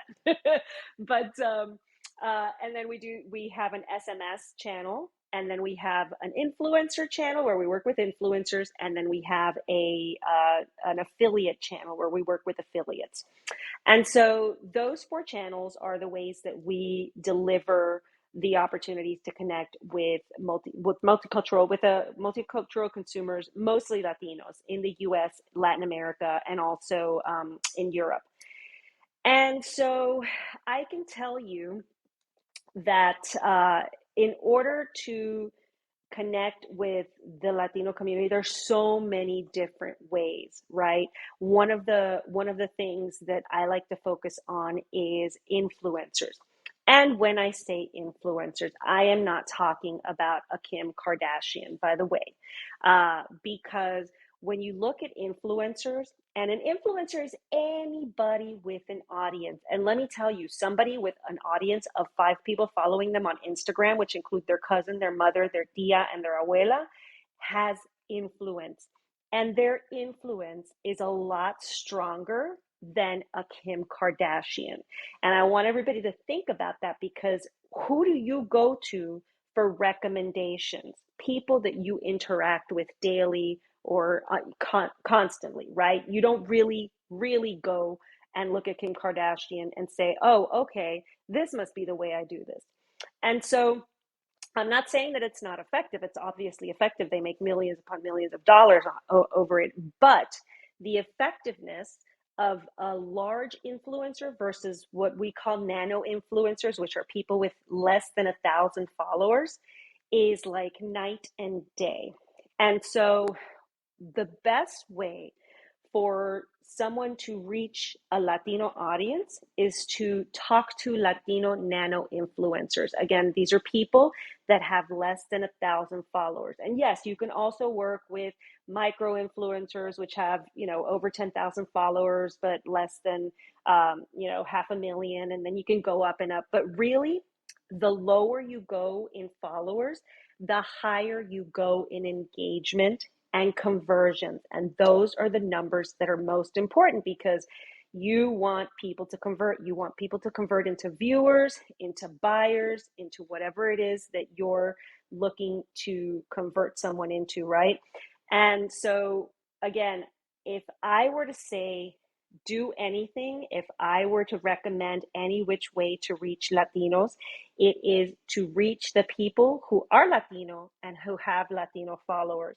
And the less, and I'm serious, I know this sounds counterintuitive, but the less followers you have, the higher your conversions are. And I've seen it day in and day out. You know, I'm all about the data. The data doesn't lie. And so those are the people that you need to be reaching out to. So again, the YouTuber that has 500 subscribers, the Instagrammer that has, 2,000 followers, the TikToker that has 500 followers. Yes, you can go for the guys with more, but the ones with less, if you have more of those together, you get more of an impact and you get more conversions. I love it. That is fantastic. So, how have you been, with brands now? With brands, how have you been able to have success, with brands, and what is it that, I mean, they're all different kinds of brands, obviously, but but what would you say across the board, or perhaps if you want to talk about a case study in terms of a specific brand, what is it that they're looking for? What's most important to them, and some of it's going to be obvious, right, in terms of ultimately,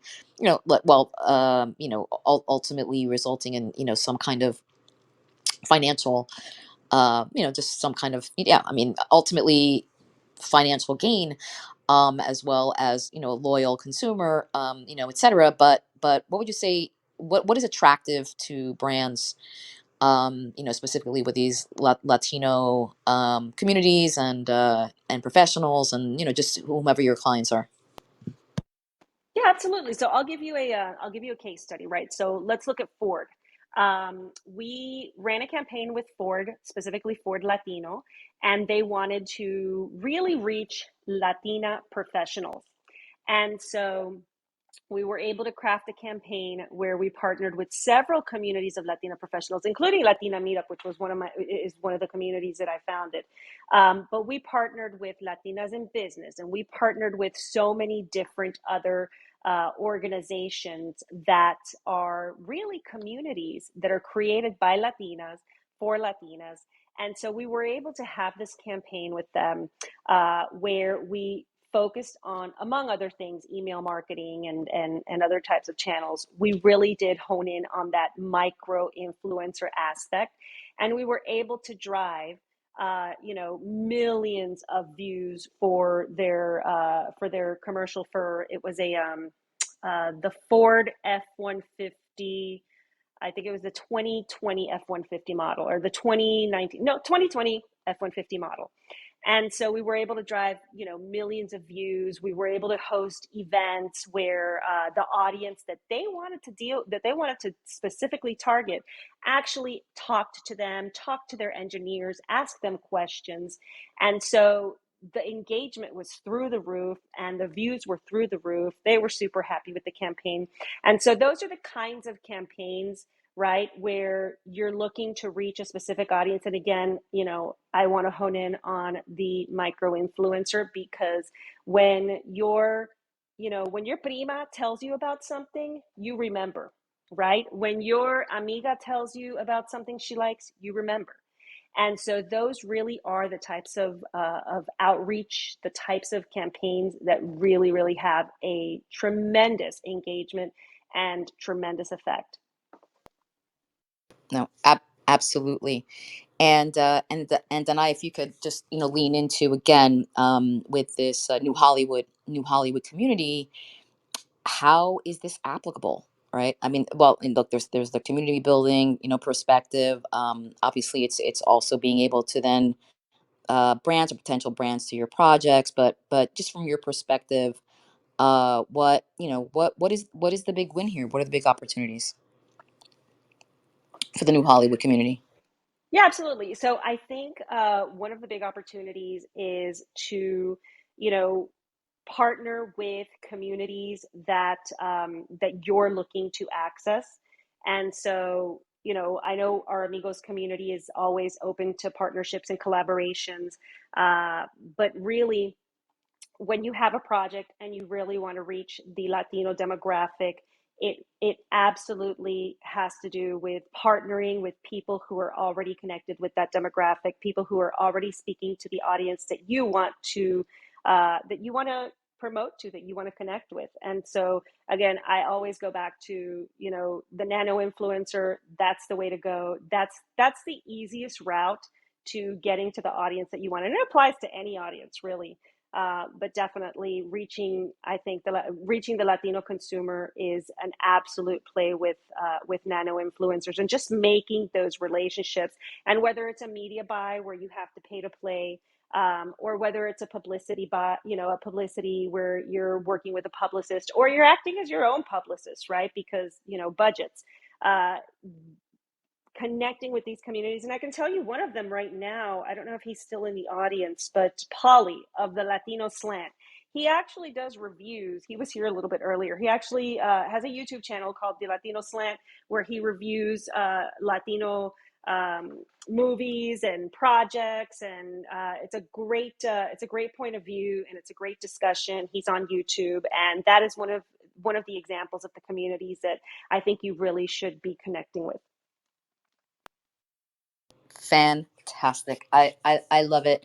And before I open it up to any one last round of questions, just would love for you to speak to community building. You're an incredible community builder, and this is key in many respects to success. Certainly, this new wave of for storytellers is also building your success very much can be a result of the community your community building.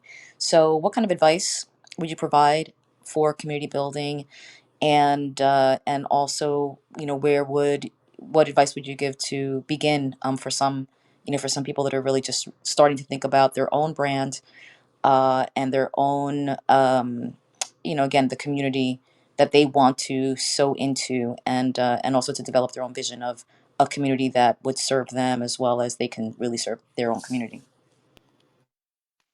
I love that question. So, community building, I think the main part of it, which so many people just completely, yeah, I don't know, they completely forget it, or they're not aware of it, or maybe it's just too much work, is consistency. You have to be consistent. You have to show up for your community, whatever type of community it is. And there are so many different ways to cultivate community. But if you're not consistent, then why would they be? Why should they be? Right? Why should they show up if you're not showing up for them? And whether that means you as the lead of the community, or a group that's leading the community. I'm very fortunate that I have an amazing group of admins and leaders in the Amigos community. They always show up, and they're always consistent. And so I really believe that that's one of the main success factors, is being consistent, even when you don't want to be, right? And then and you do it here, right? You're consistent. You always have an amazing program once a week. People know, okay, Evette's going to have this talk, and we know she's going to show up, and we know that we can expect it to be a great room. And so you're very, very consistent and very dependable, and people know to look for you. So I think that really, really is one of the main separators, right? One of the main differentiators between being successful with running a community, or just, kind of creating a community, realizing it's too much work, and then letting it go. And I think that's what happens with probably 99.9% of communities, and probably 99.9% of like any effort, right? Any project, any business, is the consistency in showing up even when you don't want to be there, or even when the passion isn't quite hitting you that moment. Your reason, your why of why you created it. So consistency, if I can't say this enough, consistency is absolutely key. And then the other thing is recognizing that community is about what you're doing for the community members, and not necessarily what you're doing for yourself. And that's another one, right? Not to say that there can't be communities based around celebrities or around a person, but that's really difficult to do, right? For example, you have a brand, you have a personal brand, right? You're Evette Vargas.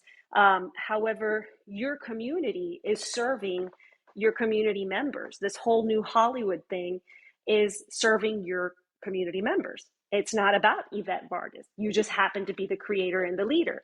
right? And it's the same thing with, the Amigos community. It's absolutely 100% not about Danay, right? Danay could be there, Danay could not be there. It's not about me. It's about the people and what the community does for each other, actually, which is a beautiful, beautiful thing to see. But so I think it's really about the community members and what you're giving them, how you're serving them, not necessarily how you're, wonderful. Wonderful, and why people should follow you because you're so fabulous. So those two things I really think are key in building successful communities. Fantastic. Thank you so much for that. And I completely agree, completely agree. And those are very definitive distinctions as well as others, but those are key. Those are on top. And what is your vision? What is your purpose? And also as a community, how are you moving forward within building out and bring realizing that purpose. Fantastic. I love that. Does anyone have any questions for the night? Mauricio, my love, so great to see you here. Hi guys, how are you? I'm in beautiful Vegas working here on a film, but I wanted to jump in first because of what Danai say. Thank you, Danai, for your words and your wisdom. My wife is Jennifer Behrens. She spoke to you guys earlier about our movie, her choices. But one of the things that I wanted to mention, because we've been raising funds, right? We're in the looking for the funds. We've already raised half of what we need. We know we can do it for that. But it's been very interesting talking about the community, right? And there's something in the business called the MG, right? The minimal guarantee. And there's been two companies that we've approached. We've had meetings with them that are Latino based, but don't produce necessarily for Latinos. They produce action films and stuff to make money. And I went and had a meeting with one of them. I won't tell you who they are because I work for them and they're in the business of making movies and they've hired me. But I do want to say this was very interesting for me to find out, right? They can't take risk in putting money towards a movie that it's a big risk for them, meaning a Latino film that doesn't have the guarantee to make money back for them. So it's too much for them to say, yes, put the money. And they said that's why most of our leads are all, white Caucasian actors or actresses that are in the leads. And then we hire Latinos we absolutely hire Latinos in our films, and we give them really good parts. But we can't take the risk in putting money in something that we know that the Latino community, because they started in a Latino community, doesn't come and buy their tickets or go see the movies. So I found that very interesting, and I wanted to share that with you because one of the things is like we're all preaching to the same choir here, talking with Evette, the new Hollywood, right? We're all in all these different organizations trying to make a difference, moving the needle in Hollywood. And unless the person from, let's say, Texas or somewhere in Wisconsin understands the importance of them buying these tickets, then I feel sometimes that we're all here working because we make a living out of this business of Hollywood and wanting to make a difference and for us to be seen in the movies. And I can't count Wakanda Forever as a shift, right? Yes, there's a shift because there's a Latino character in it, but it's already a Marvel. It has an entity. It's gonna make money. It's already a proven entity, so it's going to be a fantastic. But it's still an action film, right? So there's already an audience built within the Marvel world that it's already a guaranteed a risk. So that's why also I feel like there was a well taken risk that yes, it's going to be an amazing thing for the Latino community. But I'm wondering, and this is just a question for everybody and for Denai, I'm wondering if it's important also to have outreaches to the community to make them understand that the only way that they're going to see us reflected in the screen is that they also partake in the agenda that we all have at hand here on Clubhouse with Evette, with all the organizations out there trying to push this forward. So this is more of a comment, and sort of opening this conversation to that other aspect of this business that I think that sometimes, because I go to a friend's house and I say, hey man, did you see Gordita Chronicles on? And they're Latino. Go, no, no, no. But did you? And then they mention another movie show that has nothing to do with us. So I'm like, and that's the frustrating part. And I'm the guy. I said, well, if you do not support that Hollywood, these shows that are out there, then we're screwed. We're screwed in that aspect. So talking about community, this just spawned on me because we were talking about the importance of community. Mauricio, and I'm done speaking. Mauricio, I love that you bring that up. I think it's just, you know, they're trying to defend the they're trying to defend something that the data does not support, right? And when you think about actors like, first of all, Cameron Diaz, right, who's generated like $6.2 billion in movie sales, she's Cuban American. Michelle Rodriguez and the whole Fast and Furious, you know, thing, right? Franchise. Uh, she's Latina. Zoe Saldana. Hello, Avatar. Jennifer Lopez, Rosario Dawson, Jessica Alba, and that's just the women, right? So I think that that's just the best way to get the best way to come back at that is to just talk about the data and talk about the movies that do have Latino leads and how successful they have been. I mean, even in the past year, right? We talked about Encanto, In the Heights, West Side Story. So, and then, again, Fast and the Furious has an tremendously diverse cast. So, I think just showing the projects that prove those numbers or prove those misconceptions wrong are probably a good first step in combating that just that misinformation. Yeah, I agree with that, and I think I did mention that in one of our clubhouses that's also, you mentioned In the Heights and West Side Story and all these movies that were very big that didn't have the backing of the community. So we go back to the same issue that I'm trying to ponder through my head. How do we get our community that is not us, because we're going to go support. I mean, my wife and I go to everything in the Latino community to support, right? And when you bring Cameron Diaz and um, Zoe Saldana, hopefully they. I mean, I don't know. I can't speak for them, but are they going to come do some of the projects that need their names because they want to help support filmmakers that are doing films for a million two, or a million five? Probably not. So they're making a payday in these other movies. And yes, some actors have broken through. Yes, Oscar Isaac has broken through, and uh, but what they talk about is opening a movie, right? Being the star of this movie to open it to for them to have the numbers. That's what they're talking about. Because the actors that we started mentioning, I couldn't believe it. They said no, they have no value in the market. They're not going to open the movie. People won't stop a channel to watch them. I was floored when I was telling, and it was not just one. It was a second distribution company. I was floored. Couldn't believe it. Yeah, I'd love to jump in here really quickly. And Marisa, thank you so much, for that.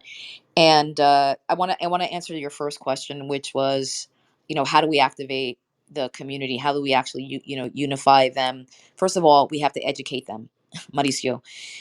If the Latine, the full extent of the Latina community in the U.S., and actually we can even go outside into the diaspora, in terms of communicating this message, is that the power, I mean, literally the power that we have not stepped into, and we are not utilizing.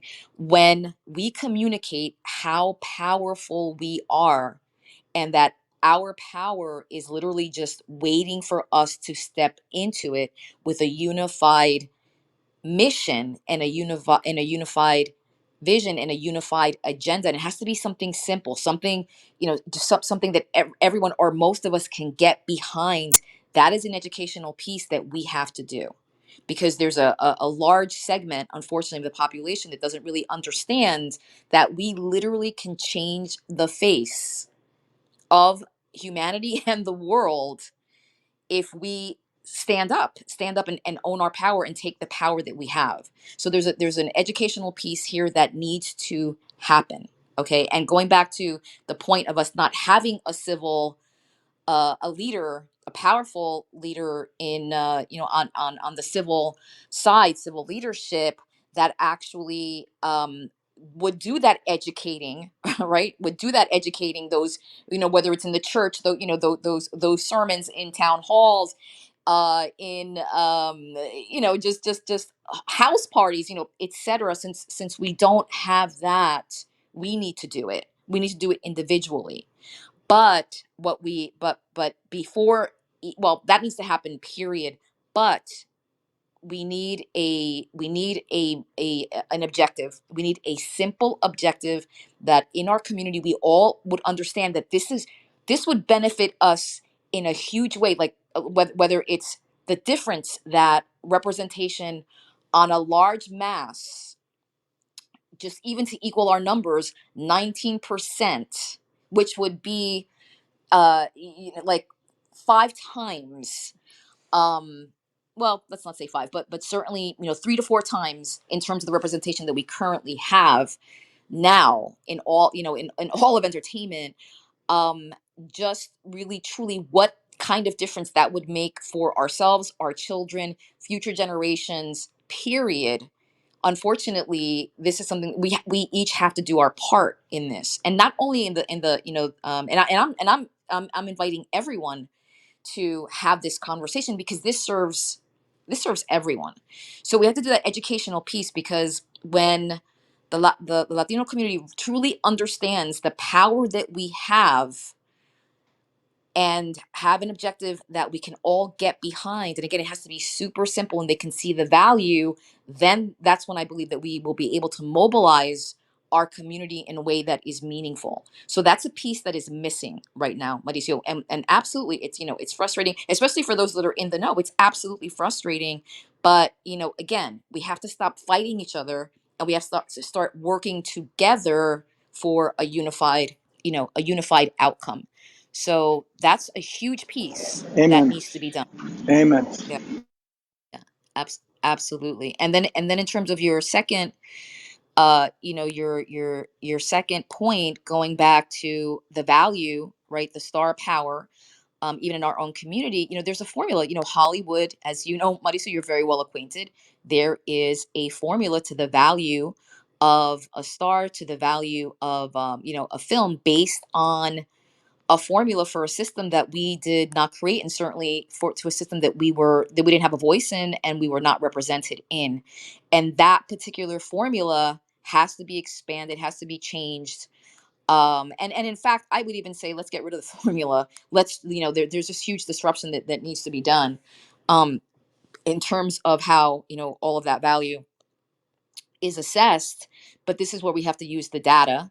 And this, but it's a combination of the data, but ultimately it's getting diverse people in positions of power where they can greenlight, and also that they themselves can utilize their influence to get others to listen, so then that these become um business decisions. Because at the top, it really comes down to business. It's like, sure, of course, you can go with you have to be passionate about that content, you have to really believe it, but ultimately these are business decisions. These are, huge companies that are beholden to Wall Street.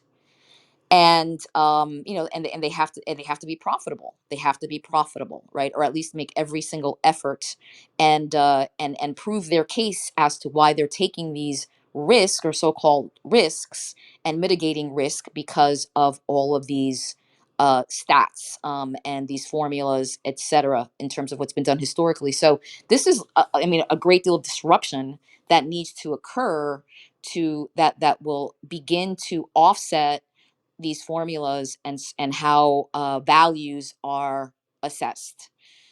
So it's a lot of work that needs to be done, and which can be overwhelming, etc. So really, I say to everyone, pick pick your battles, pick and choose your battles.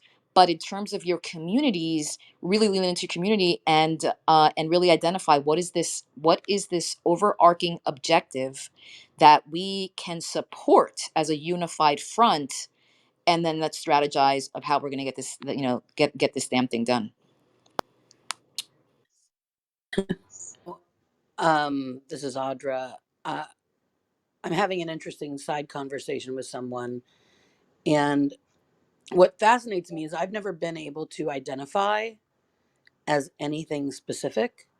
So for someone like me, it's very difficult to pick that community, decide what that community is based on the life I've lived. And so, what would you say? Do you have any advice for that? Because I just feel like the way that the world is set up and the way that the human beings kind of oh, identify themselves based on the system that we have, where everyone has to identify themselves as something.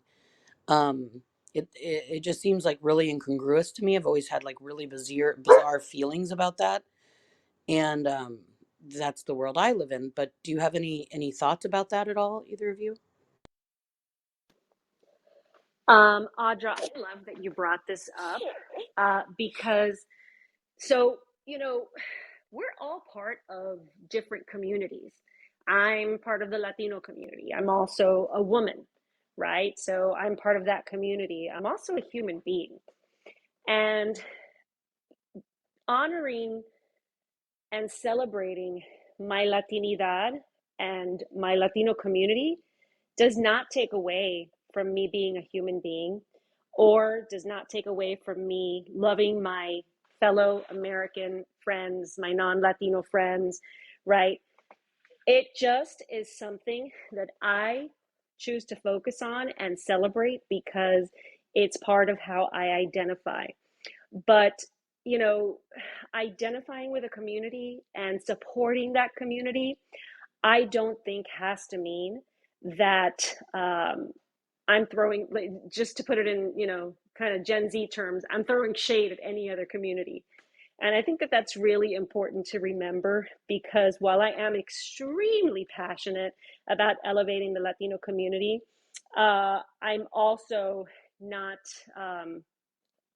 I'm also not turning my back on the overall communities that I'm a part of, which includes being an American, being a woman, being a human being. And so, I don't know if that helps you with that choice, but that's where I stand personally. And I'll yield the mic.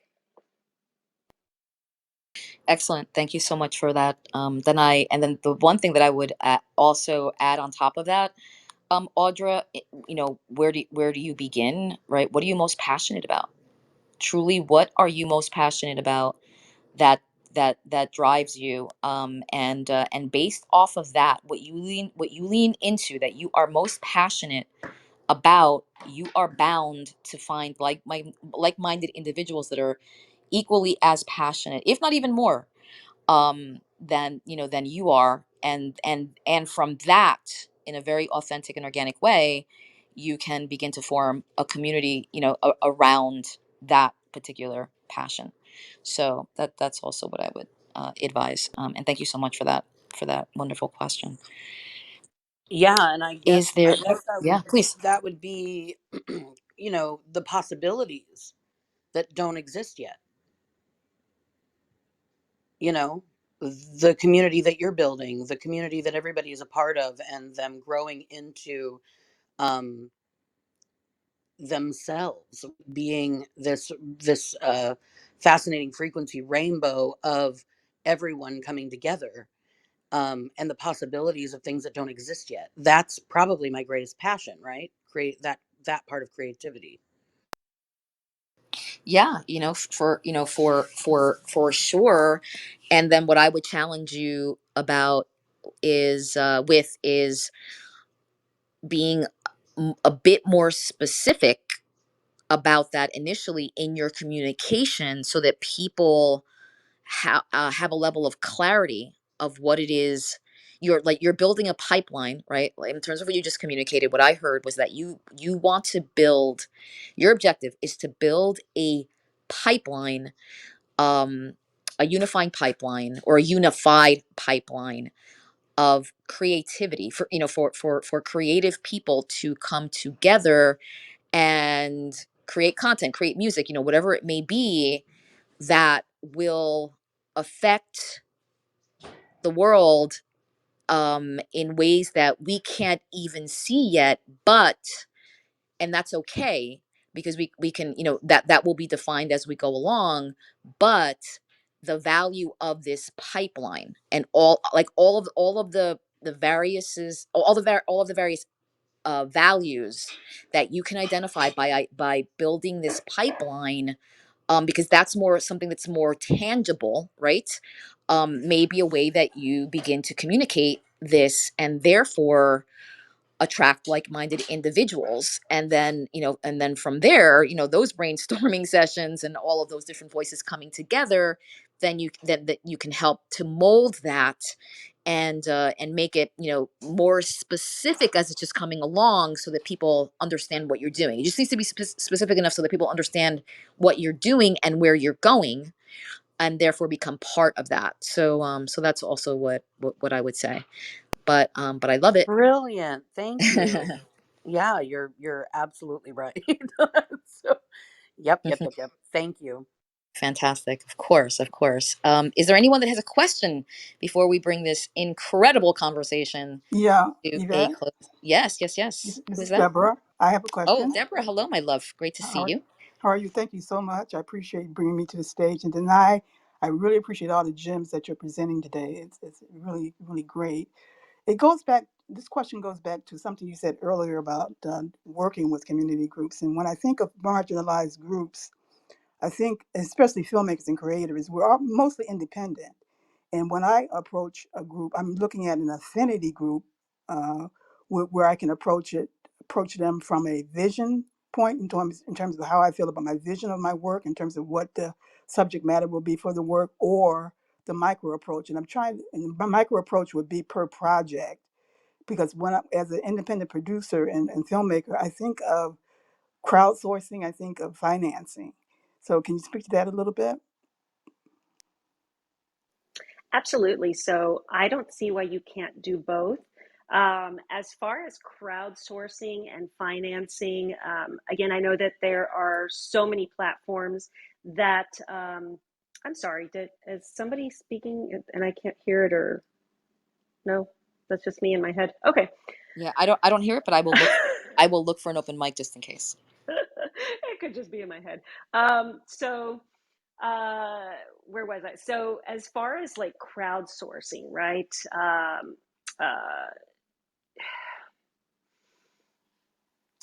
Are you, when you say crowdsourcing, are you referring to financing and specifically like crowdfunding? Deborah, I mic'd you because your mic was open. So just to let you know, you just have to unmic to answer that question. Okay, thank you. Um, when it comes to independent filmmaking, I'm thinking of financing, but I'm also thinking of developing that affinity group that speaks to the projects that you're working on. For instance, if you did a project on mental health, you have a mental health group within that community.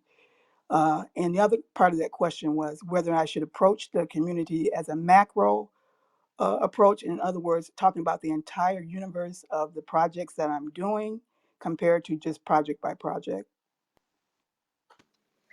Okay, great. Thank you so much for specifying that. So, uh, so relationships are key, right? They're huge. And if you're looking to connect with specific communities, I would say building a relationship with the community on the macro level is always like key for me. I think, when you find a community that you belong to and that they can get excited about knowing you and about supporting your projects overall, I think is a good play.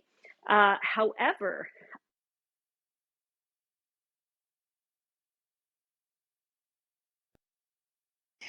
Dana, you muted yourself. whoops. Okay.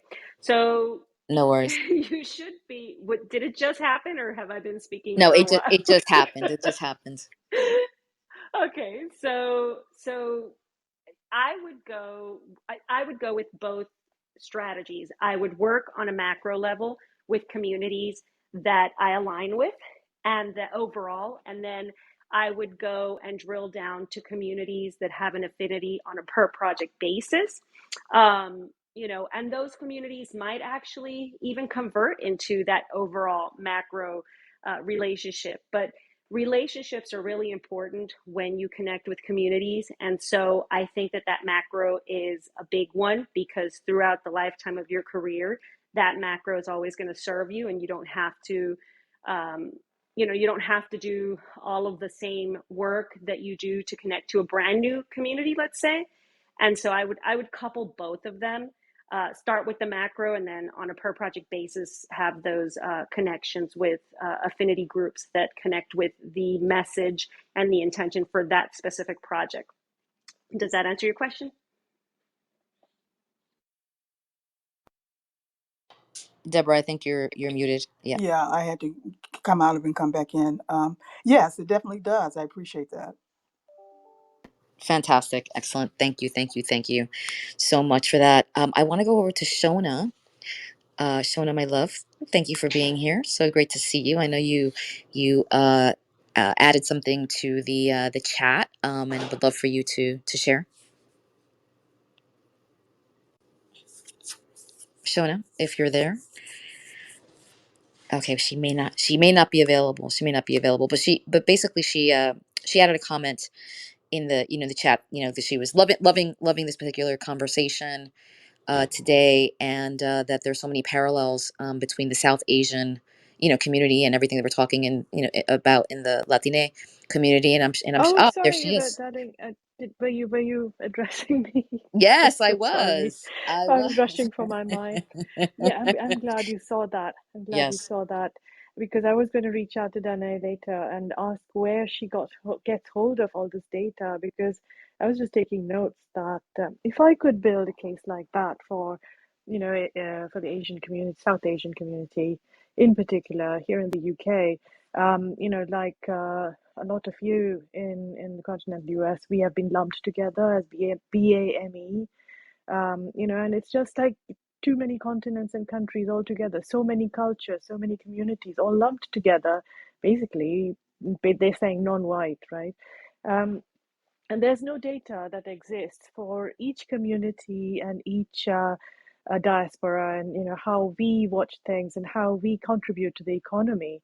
And I mean, it's true, like Danae and you pointed out, there's so many amazing Latin actors, actresses, filmmakers, in the same way here as well, who just syncretically contribute to filmmaking in English and in their own language, in Hindi and Bengali and Punjabi, and it all gets mixed up together. So to sort it all out, it's a bit of a wheat from the chaff, really, is to get hold of that data, as Danay was saying, is how do South Asians watch films, and what percentage will goes to watch Hindi movies that have been imported from Bollywood? How many go to watch English movies? How many go to watch an English movie with a South Asian actor in it? That would make such a difference in proving the case towards hiring more South Asian creators behind the camera, because as you may be aware of it, that there's a real backlash here right now about in terms of all the things we've achieved in terms of diversity and progress are kind of sliding backwards. So, I mean, that's just really got me thinking about that data may be the key. So, thank you so much today for organizing this, Danae. I'm just fascinated, really. Thank you so much. Well, thank you to you. Actually, I'll give the credit to Yvette for organizing this. I just came in with the numbers, but I would be more than happy to share my sources, including, all of the nice, pretty charts and graphs that'll help you communicate your point. And that goes to anybody in this space. If you would like those reports, if you would like access to the data, I would be more than happy to supply that. Just shoot me a message here on Instagram, wherever, and I will send you some links. Excellent. Fantastic. Fantastic. Thank you so much for that. I haven't mentioned it only because I've been so wrapped up in this conversation. I'm also not not always the best of this. For those that have not joined our New Hollywood movement yet, our New Hollywood community, you can see the our website, the newhollywoodmovement.com is pinned here at the top. Please join our movement so you are always in the know. We're up to some great things. So please join our movement by going to the website and signing up. Amazing. Fantastic. Fantastic. Alrighty. Anyone else before we bring this magnificent conversation to a close? Please either flash an emoji or, of course, flash your mic. I'm scrolling up and I'm scrolling down. I think we've gotten to everyone. I think we've gotten all the questions addressed. Danai, and my goodness, what an incredible conversation! I am going to, Danai, you're going to have the last word. I'm going to pass the mic over. Oh wait, I do see Adam. Adam Cloud, my love. So great to see you here. What is your question, Adam? Yeah. So I don't this I guess this is kind of general, but it's also personal. Um, I completed a film and I'm Mexicano. My co-producer is Puerto Rican and co-writer, and I'm also disabled, handicapped, and he's gay, and we, you know, we're just sick of stereotypes and just wanted to see ourselves accurately portrayed, both culturally and then like, for our like other demographics that we're in. And um, uh, we made a film, but I, and it's not a Spanish language film, but I really want to give it a Spanish title. And I don't know if that's going to like hurt my chances of even talking to distributors. Um, So yeah, but I feel like that's another thing that is super important for us as Latino filmmakers and as minority filmmakers is to not play into their stereotypes and not show, because it was like the majority of movies that I would see Mexican characters in or TV shows, etc. It was like I didn't identify with them. They didn't remind me of people in my family. And so I think that's another thing that we need to do going forward is show that our experiences are universal and they're not, you know, something that's so different from European people of European descent experiences, especially as Latino Americans. So,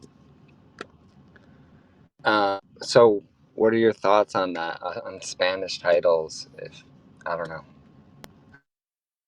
You know, that is an excellent question. I will say that I do not know. I wouldn't be able to have data to tell you, hey, this is something you should do or not do. And I don't know if Yvette maybe has more insight on this, being in the industry, but I can tell you that that is a great thing to create a report on. And so I'm already thinking about, how we can figure out the data on this. So, hit me with a message because I would love to do some research and see if there's anything out there. I don't know off the top of my head that I can say, films with Spanish titles get, XYZ more funding or XYZ more viewership or higher ticket sales, but definitely a really cool data point to look into. Yeah. Excellent. Excellent. Thank you so much for that. Adam.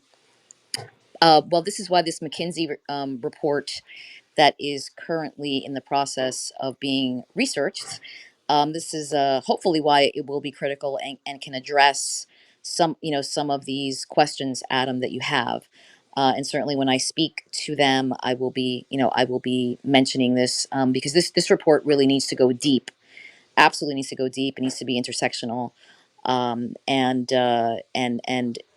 in terms of really having a full scope of the opportunities, and just all of the data mining and gathering. So, thank you for that. I mean, to my knowledge at this particular moment, Adam, I don't believe that there's certainly one report that serves all of those kinds of search criteria, I'm going to call it, right? If there was a form and you could literally click and you check off the boxes of all the search criteria that you just mentioned to be so specific to produce an analytic, then that's basically what would be needed here. But clearly all of that data has to be gathered first before you could even do anything like that.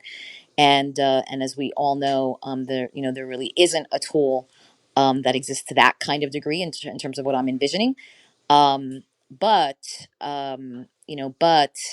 there are various sources out there, and obviously for yourself, you have to read, you're going to have to read many different kinds of reports, and so you can make your some of your own assessments, and to pull data from that can support your arguments. So that's what you could do now. But hopefully, fingers crossed, this McKinsey report really does go extremely deep, um, and again intersectional, where we can have meaningful data that would address your question. Fantastic, excellent. Thank you so much for that. Yeah. No, of course, of course.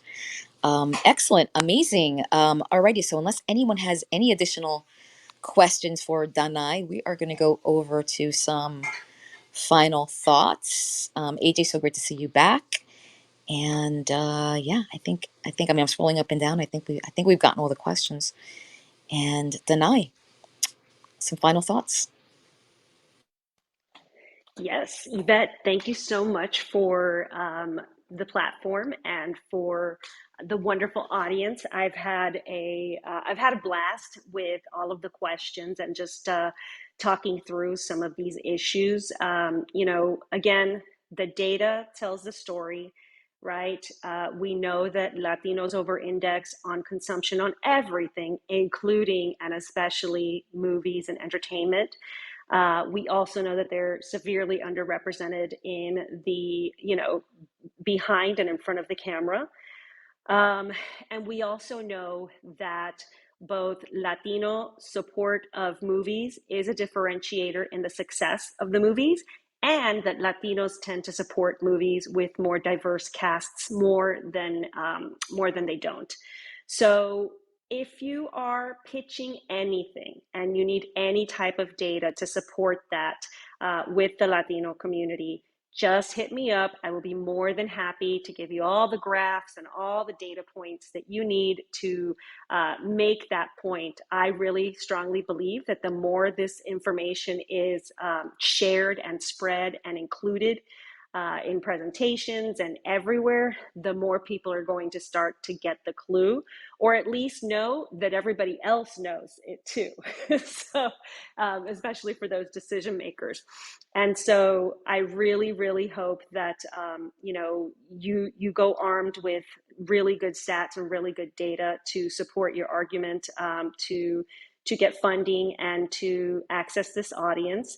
And if you ever have any questions about strategy, about reaching this demographic, absolutely reach out. I would love to give you some ideas. If you're in limited budget, no budget, that's fine. I'm not going to try to sell you anything. I would love to support you. So hit me up if you ever have any questions, and I would be delighted to answer any questions to the best of my ability. And so, yeah, that's what I've got. Thank you so much. And by the way, if you ever have a project and you want to jump onto the Amigos community and promote it, we would love to have you learn about your project and give you some support there as well. And that's all I got. Thank you so much, Yvette. Back over to you. Fantastic, Danai. My goodness, and thank you for making that offer to the community. An incredibly valuable offer to present, our projects and ourselves to the Amigos community. And this has been just truly magnificent conversation. I was so excited for you to come. Clearly, it's a subject that I'm extremely passionate about.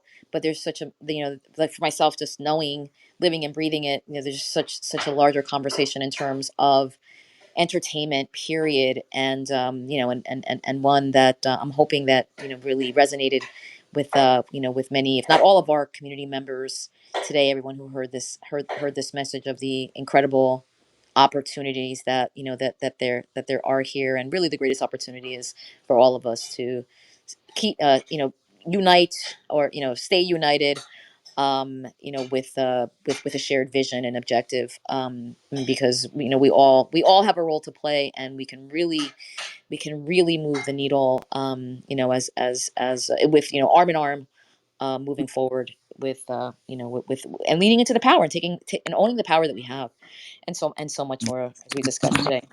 Hey, Miss Evette, Eric. Yes, Eric. it's teamwork that makes the dream work, right? There you go. Absolutely. I actually wanted to say, thank you for having the panel again today, and then Miss Danae. I definitely give you a message. This is Mexicali. It's incredible what you're doing, and for the support that not only that you represent as far as from just your offering, but through Miss Yvette, and through the platform in general. You know what I mean? It's something that a lot of people should really feel free to actually support, you know what I mean? And to become that crowd that's going to, to support each other, really, because everything that you were saying, just in this message alone, in today's message. And I know Yvette always has these great rooms full of all these um big nuggets of not only inspiration, motivation, but also the knowledge of what it's actually going to take to not only be successful in your own ventures, your own projects, but within the community, to actually bring each other up from more of like a downgrade, kind of a slump that just in general, a lot of things are going in, these days, you know what I mean? And the way that that's going to reverse, you can never depend on anybody else. It's not somebody else that's going to do it, to where we could all just wait for that better day that's just going to happen to come. If people could see that there is a downward spiral, as far as with just motivation in general, you know what I mean? There's less and less people creating or innovating these days than it was before. You know what I mean? And either that's because people have gotten lazy, people, either everything has gotten so saturated that people have just kind of walked away from their positions, whatever it is. But you all are bringing it up and bringing that inspiration back. So I definitely just want to say I appreciate it, and I'm with it, and I'm with you all. And Miss uh, Yvette, if we could exchange numbers in the DM, I definitely wanted to talk to with you about a couple of things, actually, that I feel is going to actually be lucrative, as far as for not just for us, but I believe for a lot of us in general, as far as the community of entertainers and filmmakers. So with that, I close, and I just say thank you again. Excellent. Yeah. Thank you. Eric, you want to chime in again? Thank you, Mehikali. Appreciate all of that. Eric? Oh, okay. I guess that would. Eric, was that an open mic? Or are you trying to say something? Oh, I'm sorry. Yeah, I didn't realize it was open. I apologize. Thank No you for this worries. room while I'm unmiked here or unmuted. I appreciate everything you do, and this is just a wonderful platform that you've set up here, and you always bring the most amazing guests in. I've really been enjoying it and learning something. So thanks again, Yvette, and thank you Fantastic. for Shauna, or Danae. I'm sorry. Yeah. Yeah. Danai. Yeah, but no, but thank you. Thank you so much for that, Eric. Fantastic. Excellent. Well, again, I'm just incredibly inspired, and just so proud of our community. Quick shout out to everybody, of course, Danai, our very special guest today, but who's all also one of our community members, and Danai's in our room almost every single week. But Danai, hats off to you, and congratulations with everything. And who knows, Danai, you may become that voice on the civic level that we so badly need. AJ, my love, Sean, the Angel, Deborah, Shona, Robert, AM, Trisha, Floyd, Yennefer, Victoria, Elsa, Adam, Mexicali, Feline, Maria Elena, Eric, Sherry, David, Juan, Deborah, Colin. Let's see, Babushka and Bez, and and of course, we have Jackie, Clara, Robert, Ale or Ali, Mahendra, Cheryl, German, two Germans in a row there, JD, Green, David, Lana, Writer Girl, Maya, Oscar, Fran, Esther, Michelle, and Susan. Thank you so much for being with us today. It's been an absolutely incredible conversation. Please share this room, and hopefully, you're all empowered to go out and create and be as inclusive as possible, because first of all, it's excellent storytelling. It makes the stories better, and it makes tremendous business sense. So let's do it. Let's do it, people. Let's do it. Love you all. See you next week. Huge hugs and kisses, and go forth and continue to be great every single day. See you all next week. Thank Gracias. you. Adios. Thank you. Thank Thank you. Thank you. Thank you. you, Yvette. Oh, Love. thank you, Connie. Thank you.